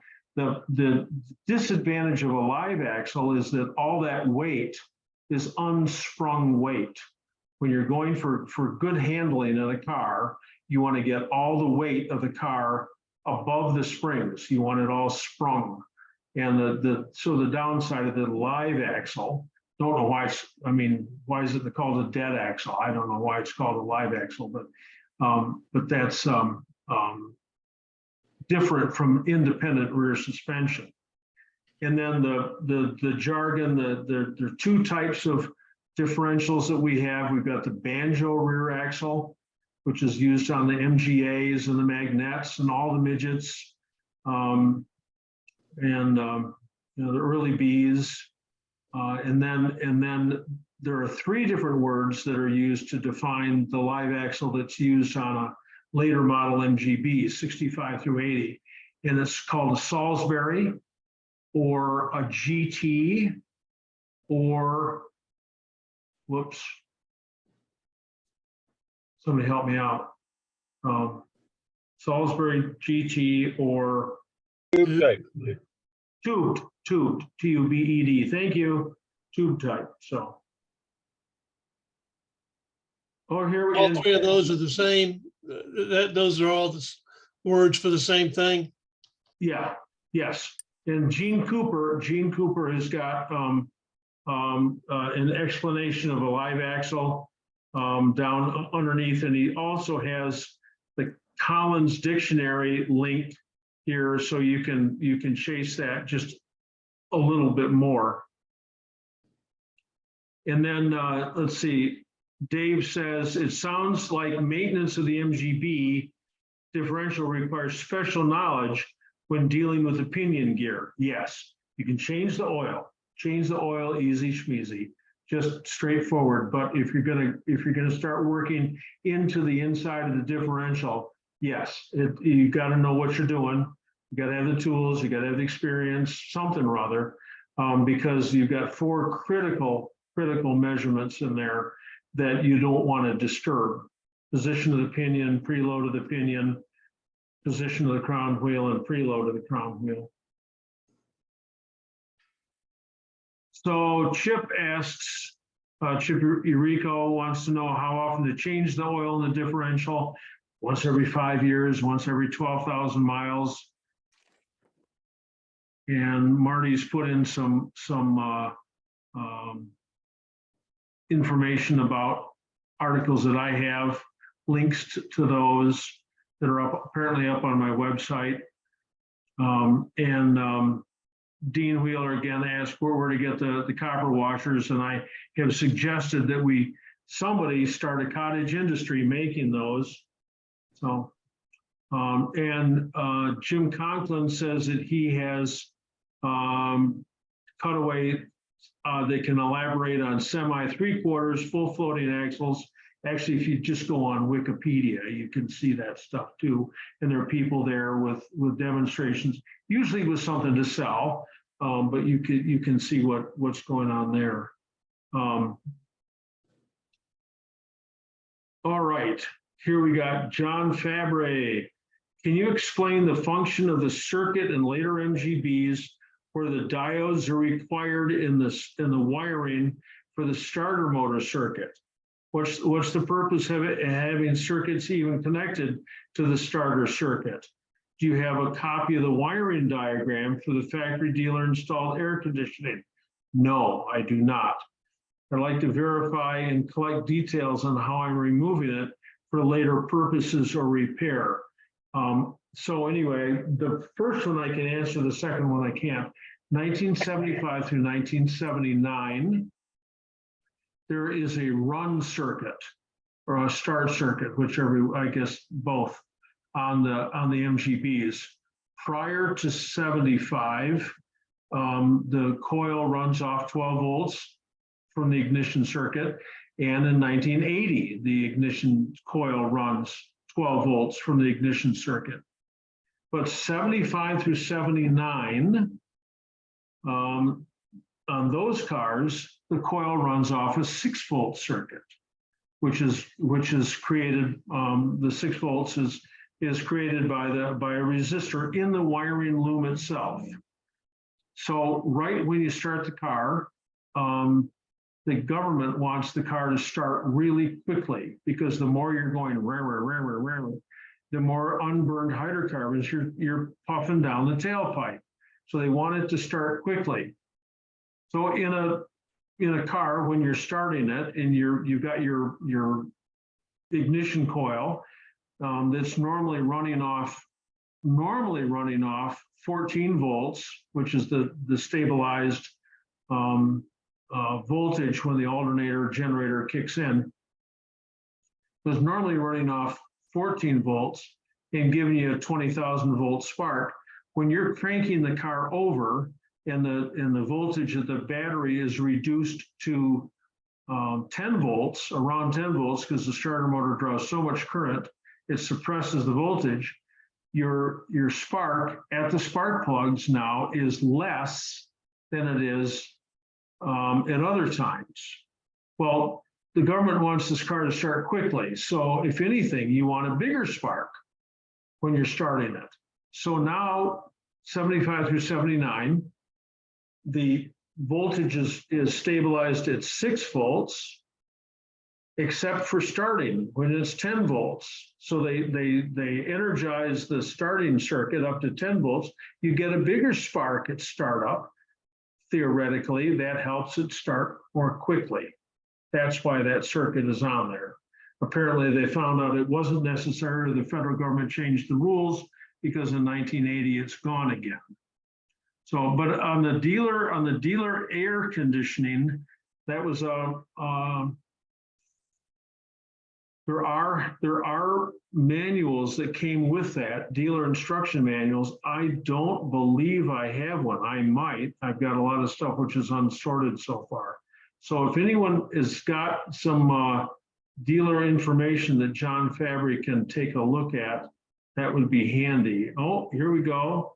Here we got advanced wiring. I'm not sure that that's got the information on it, but somebody out there has got it. So Gene Cooper's weighed in here with some information about different oils. Safe GL5 oils, which apparently don't have that whatever chemical is in it that causes a problem with the copper. AMSOIL, Redline, AMSOIL, AMSOIL, AMSOIL, Mobil 1 synthetic, Castrol, Castrol Syntec. So these are all oils that, oh my gosh, it just goes on forever here. So, and then he's got a list of marginal GL5 oils, but why even look at that? Because someplace along in that Redline or Pennzoil or Citgo or Castrol or Mobil or AMSOIL, you can find a GL5 oil that's okay. So thanks, Gene. That was a long list on there. Eric Reitz, don't drain the diff until you're sure you can get the filler plug out. Yeah. So here's one from LTC Phil 77. It's very different. Are you still on, Phil? I'm here. I'm Phil Campbell from Bloomington, Indiana. Okay. I see that Tucker Madawick had a auction down there, and he sold his shop equipment. So He did. I sent you an email, and hopefully you can send me a way to contact him. Excuse me. Yes. Okay. Thank you. Stalls after 20 minutes of running. As I slow down to turn or stop, it won't restart when turning the ignition. But after raising the front hood and spraying starter fluid in the air intake, it starts right up and runs again for another 20 minutes or so, and then stalls again or at turns. So did you disconnect? I know we talked about this last time, right? Yes. Okay. And did I tell you to remove the line that goes over to the charcoal canister? Yeah, I looked at it. Okay, there's two lines that come off, and I couldn't really tell all which right. one was It's one the that goes- top line. It's the diameter of a pencil, maybe a little bit bigger the hose, and it comes off the top. As you're facing the carburetor, looking down at the carburetor, it's the top right hose that comes out and then hooks to a steel tube that goes across the valve cover and goes over to the charcoal canister. So in that charcoal canister is that big around and sits above the passenger's right knee over on that side of the car. So having explained that, you can now pull that line off the carburetor and just run with it off and see if it makes a difference. If it does, then there's something going on with the charcoal canister. If it doesn't, something's going, but that's the first and easiest check to make on that car to see what's going on. And it's especially has to do with, so sometimes when you turn the car, when you're like turning a corner, it kills. Yes, when I slow down to turn the corner, it stalls out. Okay. All right. So that makes me think that there's something going on in that charcoal canister. One time I had a guy from Chicago, Pat Amarina. Gene Cooper's the only guy. I don't know who else on here would remember Pat. Inca, about a 78, 79. And when he took not a left-hand turn, but a right-hand turn, car killed. And it was just driving him crazy. I took there's a line from the anti-run-on valve. Which valve is that? It's about that big around and sits right in front of the washer solvent bottle.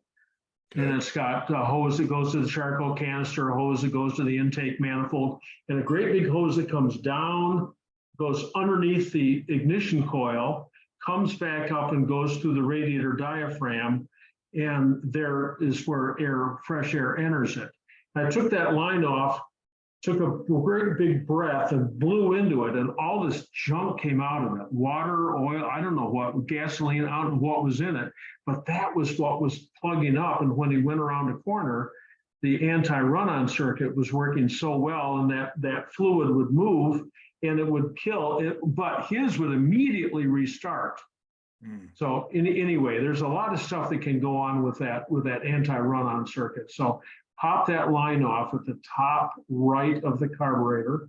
Call me tomorrow if you're jammed up.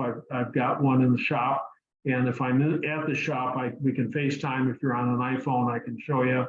But again, it's the top right. It's somewhere between your finger and pencil size, and it's just behind the air cleaner on the right-hand side at the top of the front, meaning the air cleaner side of the carburetor. So pull that off and just see if that makes a difference. It should make not one iota of difference.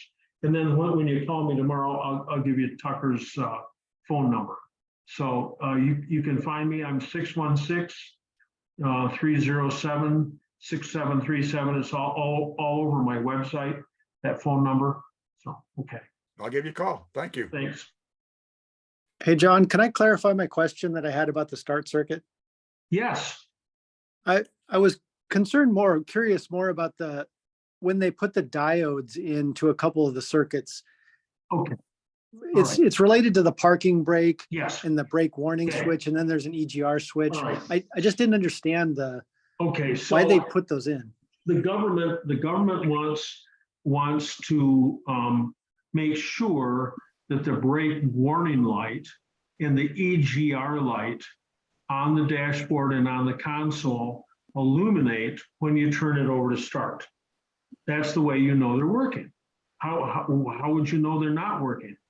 So you know that they're working because you've read the owner's handbook, and you know why they're working, and you're looking for them not to be working at each time you start it. Stupid. I mean, nobody ever did that, ever in the history of MG ownership. Anyway, you turn the key over to start, and the 1, 2, 3, 4. What year is your car? 78. 78. So you got that stack of lights between and speedo, high beam, ignition, and the bottom one is brake. And so that illuminates when you turn it over to start. It also illuminates if you've got the handbrake pulled up. That tells you that circuit is working correctly. Because it seemed like they got power when they had green power, so that as soon as the ignition was on, and if they got power when the ignition was on, what were you learning by having it in start also? That was kind of what seemed odd. So the green circuit, if it comes on while you're running the car, you know the handbrake is on, or you know that there's a problem with if your brake pedal hits the floor, you know that there's a problem with the brakes.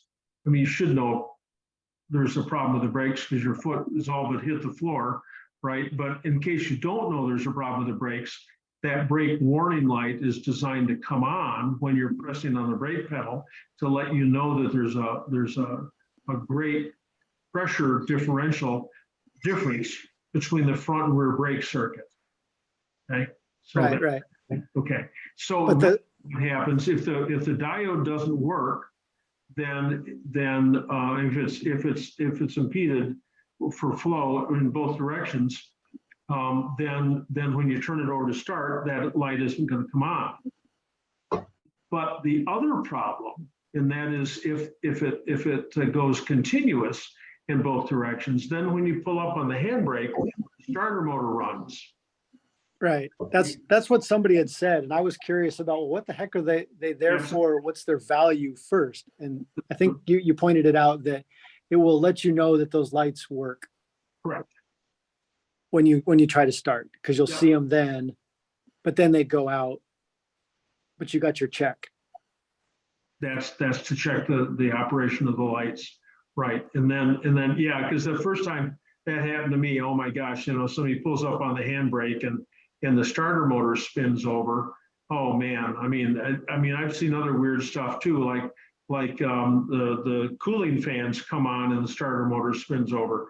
So the weird stuff can happen, but that's those diodes. So, Gotcha. That's the clarification I needed. okay, Thanks. all right. Okay, but John, I've got a question about when the brake light doesn't come on, when you hit you put on the ignition and the light does not come on. That's either because the light's burned out or the diode is impeded in both directions. Where is the diode? Behind the glove box. Look up behind the glove box and you'll see there's two diodes there. On one side, the wires are very distinctly white with red, and on the other side, they're green with orange. Okay. And if the diode is either cylindrical, like the end of this, and it's polarized with a plus and minus, with it takes one end takes a male spade and the other side takes a female spade. Or they're a little rectangular, twice the size. They still sell chiclet gum, like twice the size of a piece of chiclet. And again, but they're very rectangular, and they've got a male spade on one end and a female on the other. You look behind the glove box, they're right there.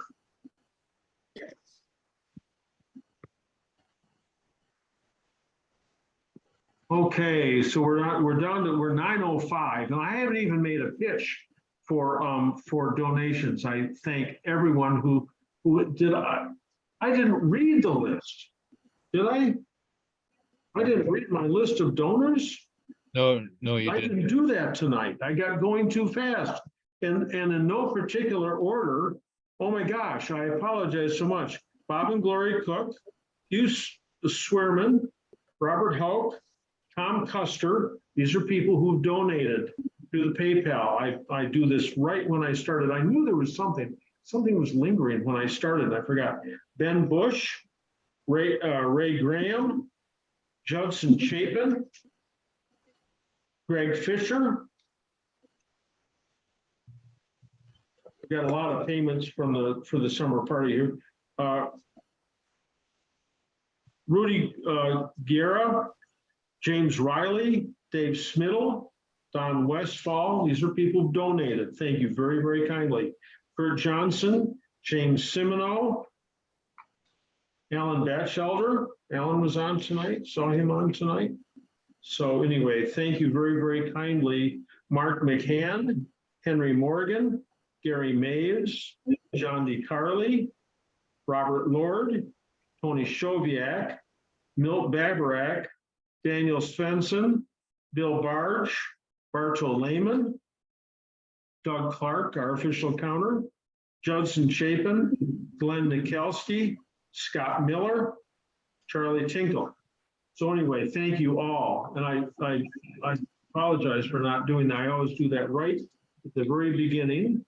Well, I don't always do it. I didn't do it tonight, but I mean to do it always at the beginning. And I was going to make a pitch that you go on the UniversityMotors.Online and find the PayPal button if you find this seminar exciting, and press the button. And some people had me on a revolving $2 a month contribution. Thank you very, very much. Some people do it on the night and send a lot more, but whatever you can send, I appreciate, because this is how I pay my bills. So I miss that. I miss my whole thing, and how I pay for Zoom and Constant Contact and the insurance, even the insurance that goes with it. So we're going to keep going here. Just a minute here. We've got the drain plug, and we've got the car slowing down from Bloomington. You're going to call me tomorrow, and I'll give you Tucker Maddowick's phone number. Marty's just put on a list for a complete lube. Jim Simpson, 68 MGB GT, 130,000 miles. Original owner, that's cool, overdrive. There's a slight hesitation or resistance when shifting from first to second compared with second to third and third to fourth. Is this an indication of trouble brewing? Yes. As far as I can remember, it's always dripped a little oil. Yes, they always do. Currently about half a pint annually. He says that he fills it, and drains it and fills it every 2 years, but it loses a little bit of oil. They often do. So that usually that trouble that you got from going from first to second is worse from going third to second. That's an indicator that the synchronizer has failed. Because it's harder to get the RPMs matched when you're going. Are you still on, Jim Simpson? I am, yes. Oh, okay, all right. So what about going from third to second? Is that okay? Yeah. Well, from third to second, shifting down. I guess I haven't really, no, I think it's okay, but I haven't really tried that, I guess. Okay, all right. So nobody ever changes from second into first, and sometimes you're in third, you just come to a break and you knock it neutral. That's it. But the test is from third to second, because when you're changing up, your natural, I mean, you got that many miles on the car, you know how to match the RPM so it doesn't jerky when you let the clutch out.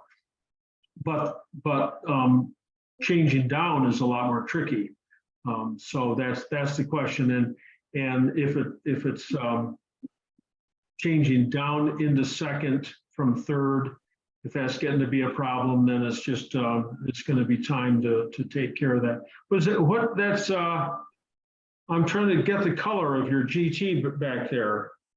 It's called Grampian Gray. Grampian Gray. Okay, it's a light picture because Grampian Gray usually shows up darker than that. But yeah, nice. So it's at a 67. What is that? 68. But you got the side markers off it. No, that was 69. 68 didn't have, as far as I know, didn't have side markers. Where are you? I'm in Davis, California, but I bought it in Seattle, Washington. It's supposed to, yeah, 68s have got reds in the back, 69s have got reds in the back and oranges in front, reflectors. So, but it's got the dashboard is 68, so maybe it was one of those sort of transition. Well, could be. Yeah. Okay. Yeah. Thank you. Hey, thank you. So Linda Harnish, I don't know if you're still on, but Pat G, who's always on, has said he's got a Metro gearbox he'd like to get rid of. It's free to a good home, but it's not free. You got to ship it. So yeah, and he's in San Diego. So Pat and I are chatting. Oh, all right. Okay, great. Okay. You've done it. Great. Okay. So Lou Bella, I got a 64B. The car starts and runs great, but when I hit $3,000, it seems like the engine loses power and doesn't pull as well. Okay, so 64B. This if it go beyond 3,500 RPM, I'm fine. It's just, and he's at 6,200 feet. Oh my gosh. Well, now we're in the Lou. Are you still on? I am. Okay. So are you in Colorado or what? I'm in Lake Tahoe, California. All right. Okay. What I would suggest is you call and talk to Paul Deershaw or Ian at Sports Car Craftsman in Arvada, Colorado, because they're at 6,000 feet and they know the problems. I mean, it must be mixture, but of course it could be. It could be the ignition too. You always check out the ignition first, but talk to Paul Deershaw or Ian at Sports Car Craftsman, and they can give you some hints on how to get through this.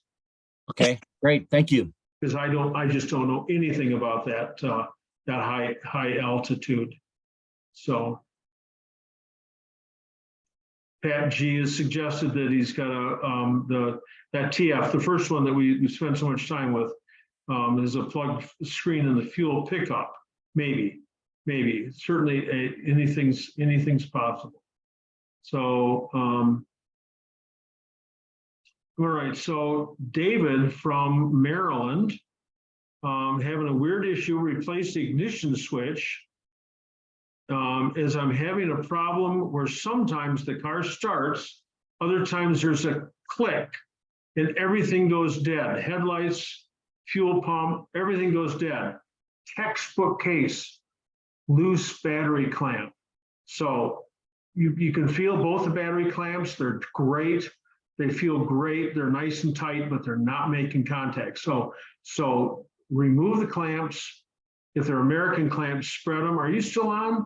This Yeah, is John, thank you. David, yeah. You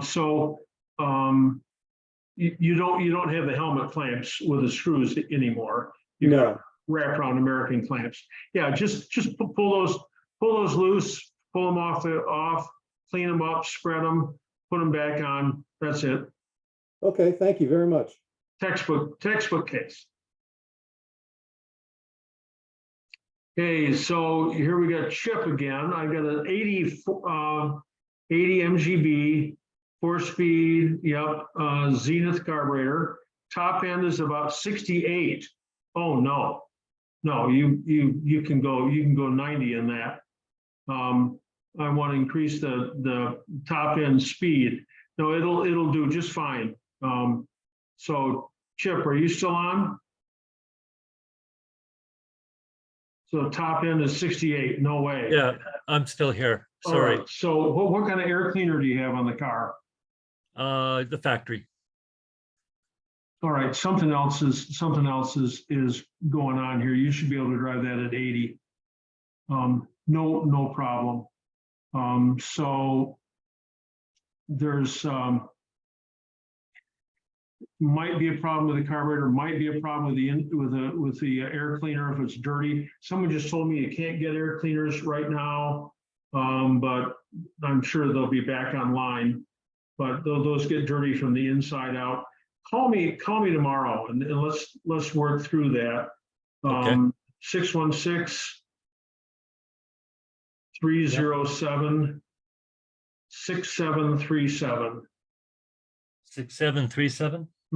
So what happens up there at 68? Oh, come on, it won't go any faster. I mean, what's it feel like? Fuel's good. Does it feel like you're running into a headwind or you're pulling a big trailer or something? Yeah, just no pull anymore. So that can be. Does it ever spit on you? Like if you're on a slight incline or you're running down the expressway or something rather, and the car just goes kick on you? I haven't noticed. Okay. I haven't noticed. All right. It runs very well. I haven't had any real issues. You know, at 68, I'm probably somewhere around about 4,500. Yeah.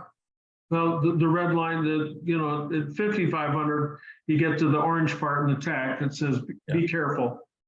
So it's you can drive it. You should be able to drive it a lot faster. John, has he checked to make sure the carpet hadn't buckled up and you didn't get enough accelerator pedal? Well, Judd, thank you for that. That's there's all kinds of stuff. It's the free play in the carburetor. You put your foot all the way, have somebody else put their foot all the way to the floor, and then actually look at the carburetor, grab a hold of the cam that holds the throttle cable and turn it. Can you turn it anymore? Sure. Okay. I mean you always do the simplest, easiest stuff first. Oil the carburetor. You want to make sure that your timing is 32 degrees before top dead center. 32 before top dead center at full mechanical advance, which means up around 3,000 or 4,000 RPM, vacuum disconnected. So you can have a dial back timing light to see this. There's another way to do it, but dial back's the easier way. Because if you're grossly retarded or grossly advanced, it isn't going to put out as much power where it should. So those are a couple things just to start with. Okay. John, I'll call you tomorrow and I greatly appreciate.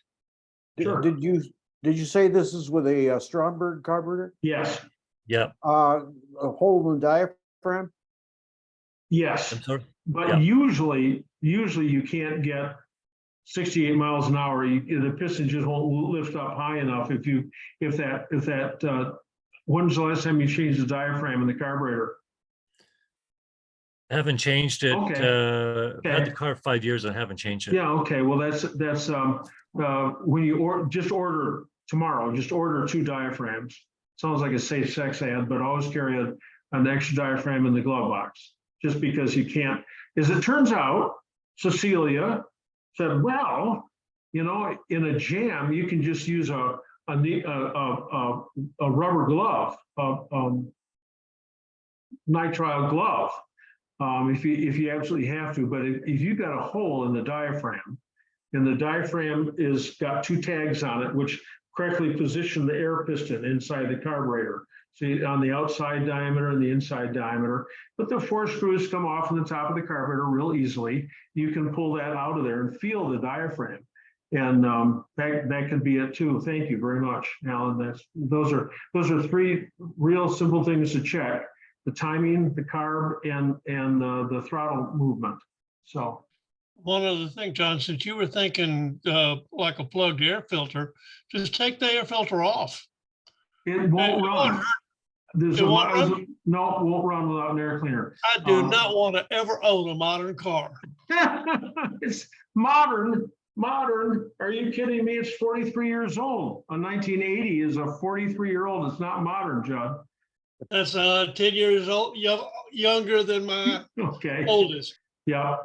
I had a guy from Texas call me one time, and he says, I can't my Stromberg carburetor, I can't get it to run above 3,500 RPM.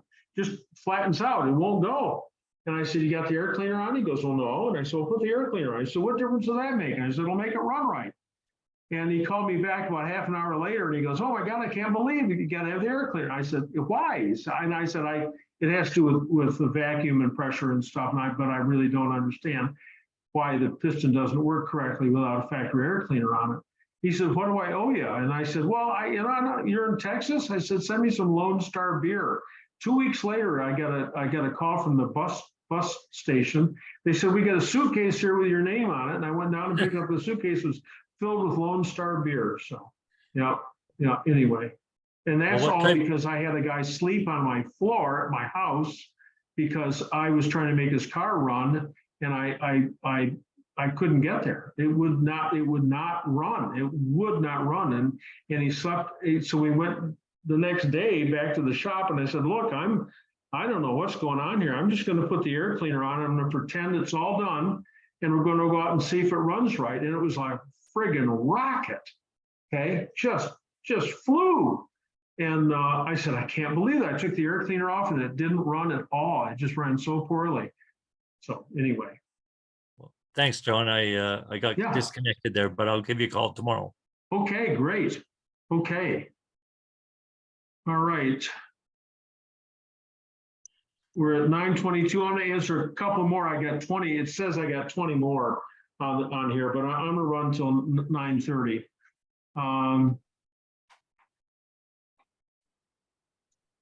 Rob says, that's your differential.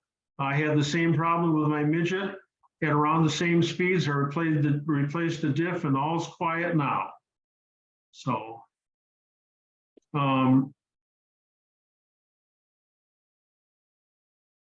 Steve Illis says, I watched an older video from you about shifting into reverse. Slap, and it works great. No more sitting there bitching.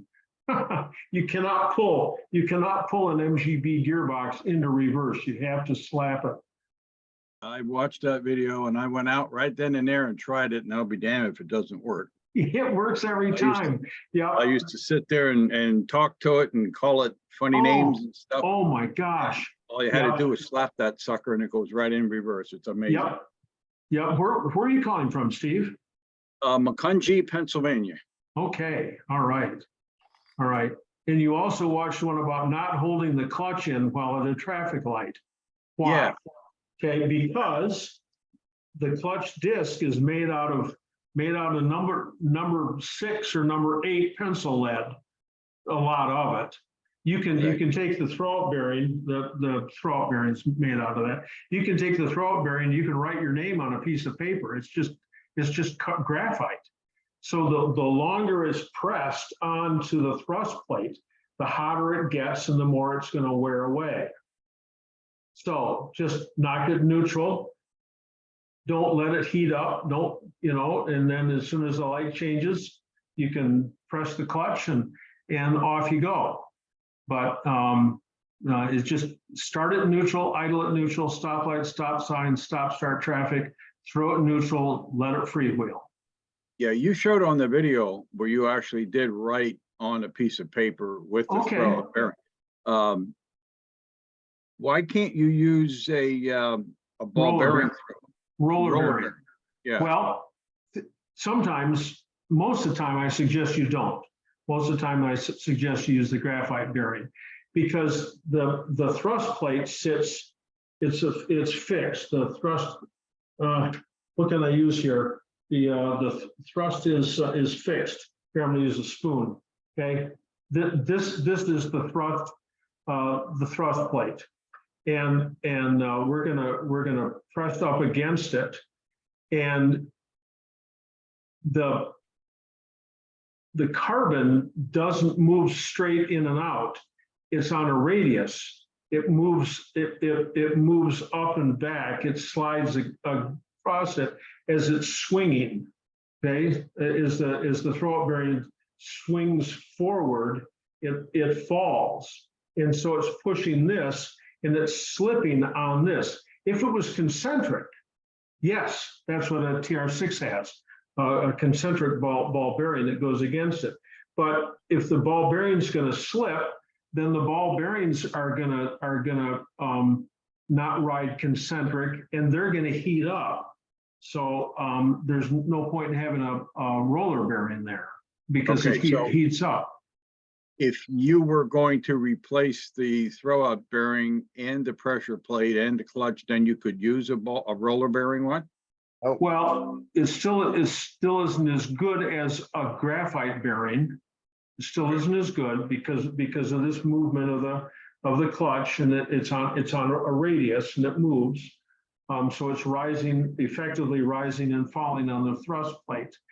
But every now and then, the graphite bearings are poorly made. That's what you had said in your video, and that's over the winter. I'm going to be pulling this apart to check out what's going on. I got some kind of noises going on in there, and I don't know what it is, but I figured it's time to pull it apart and take a look anyway. But before I order parts, I want to check everything all out. But I had been looking. So come back on just before you order parts. Come back on to this session and ask, and just say, has anybody had any problems recently with the throwout bearings? Because they're made in batches, and some, they had a batch a couple years ago that was just abysmal. I had a shop owner call me almost in tears. He just got the clutch all done, drove the car 10 miles long enough to make sure he was happy with it, put the owner in it. Owner didn't get 2 miles away in the new bearing fractured. So because of that, I was making a case for the ball bearings, because any bearing is better than no bearing. But the graphite bearings are better when they're made correctly. So yeah, okay. Well, there's a couple MG sites I'm on, and I've been asking, and a lot of guys said they've been using the ball bearing one and they haven't had any problems at all. Correct. And that seems to be what I can find when I'm looking for any kind of parts from it, like EnglishParts.com there. That's what they're showing is the roller bearing one. So okay. I don't know. I put a new graphite one in my TD 2 years ago after I heard all about the horrible stuff. Well, see, I put it in and then I heard all about the horrible stuff. But I think mine was after that batch because I've driven it hard for 2 years now without any problem. Okay. Now, Well, John, when you replace that throwout bearing, do you grease that graphite bearing No. before you put it in?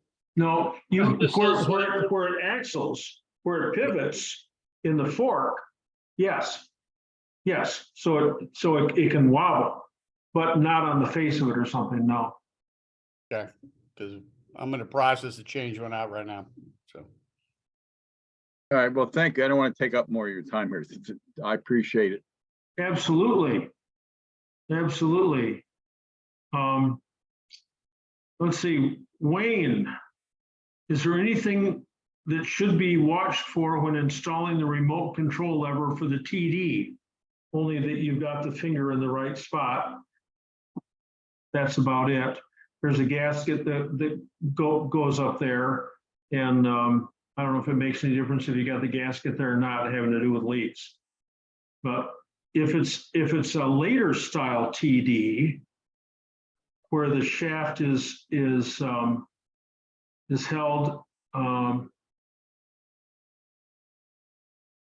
at the front, then getting that finger in is more complicated. And I think you got to have it in 1, 2. I think you could have to have it in first gear to put it in more easily. Marty Bradley's got a note here. Marty, Miguel, Marty, who does the work for us, she's got a list of parts suppliers. It's older because I haven't been in the trade for a long time. And we are running right down to, we're at 9:30. Oh, my gal Mary says, nice haircut. Thank you. Thank you. I had my haircut today. Yep, I said, she said, what do you want? And I said, take half of it off. Whatever mistake you make, if I hate it, in a couple of weeks, it'll look just good again. So. Hey, John, tell them about your eyes. Oh yeah, I got my I got eyes. I've worn my glasses. I've had horrible vision, 20/200 and 20/150. I couldn't see anything, and I had my lenses replaced for cataracts, and now my uncorrected vision is 20/50 and 20/40. So I went to Meyer and bought the Cheater +3s that I've had on all tonight, so I can look and see stuff close up. But when I'm driving, I don't even wear glasses. I will. I get an appointment yet this week. But thank you. So cataract surgery. I interviewed, oh my gosh, 30 people before I had it. Everybody's like, oh my God, man, just do it. No, there's no such thing as trouble. The day after I had my second one, the guy calls me up and he says, oh, I was supposed to call you the other day, but I didn't. And he says, I've been in the hospital for a couple of days for eye surgery. And I said, oh, what kind of surgery? He says, cataract. I said, hospital? He goes, oh yeah, they messed up big time. So I heard that like Judd, like the Judd with the throat bearing. I heard about the problem afterwards, but anyway, yes. So I can actually see, but I can't read the screen without my cheaters. So, okay, we have everybody all set here, almost. So for those who didn't get in time, ask the question next time. It's 9:32. Been on for 2.5 hours. If you feel the urge, go on the website and hit the PayPal button. And if you haven't registered for the summer party yet, please do so, because we're looking forward to seeing as many people as we can. Again, it's not the 550 MGs on the field that it once was, but it's all of us, and it's always about the people and the fun factor. That's what Mark Brandow says, the fun factor. So anyway, thanks to everybody for being on tonight. If you got questions, you can call me. I'm happy to talk to you, and look forward to seeing you in, I think, next week already. Let me look and see here. August, on the 7th, August 7th is a Zoom. So yes, yep, as early as next week. We'll get back on our schedule. Doug Clark, were you on tonight? Are you still on? Yeah, John, hi, I am. Oh, I don't have a hat. I don't have a hat. What's our count tonight? 150, 158. 158. Okay. All right. John, I have a hat though, John. I brought a hat. Last Sunday was the final round of the British Open. And and you might know that the home of golf is St. Andrews. So I have a hat here from the St. Andrews collection. Oh yeah, all right. And the old course, St. Andrews. It's wool, so it's not a summer hat. But so anyway, John, that's tonight's diversion, shall we say? You got me beat tonight. I don't have a, but I've got some more hats that I'll Yes. break out. So Okay, good. I do too. all right. John, the saga will continue. Okay, all right. Doug, thank you very, very much. Look forward to seeing you either up here at our party or at the British Car Union event. Yes, Palatine, the 10th of September, Sunday the 10th, Harper College, Palatine, Illinois. Thank you. So if it's a nice day, there'll be 400 to 500 British cars there. Very cool. All right. To everybody, thank you very kindly for being here. I've enjoyed it. It's been tremendous. And Thank you, John. Glad you're feeling better. oh my gosh. Yep. Oh my gosh. Yes. Well, I was sick. I was yeah, it got pretty awful. I was pretty sick. So anyway. Good night, John. Good night. Thank you, John. Thank you, Night, everybody. John. Thanks for being on. Linda, Night, nice to see you John. on tonight. Alan, it's a pleasure. Good night, Absolutely. John. Barney, I didn't hear from Good you night, John. tonight, Barney, but either you're not where you can talk or we didn't come up on an MGA problem that you could solve. So. Hey, thanks, John. Really Hey, appreciate it. Bob, Hey, Gloria, the reason thank you. I called you just not with a question. I just wondered if you were okay. When I hear somebody has the flu and we're getting up in age, it's a scary thing. So, Yeah, but I guess you were okay. yep, okay, so. Tom Snook, Night, nice to see John. you there, thank you. Ron Nugent, I don't know when I'm gonna come out to see my daughter, but when I do, I'll let you know, and we can get together again in Pasadena. And so, Thanks, John. okay. Thank you, John. Good night. All right, Marty, thanks for coming on and helping out. David Massey, nice to see you, Greg. Nice. So, all right. Woof. There it is. That's why I got the mute all. Good night. Good night. Good night.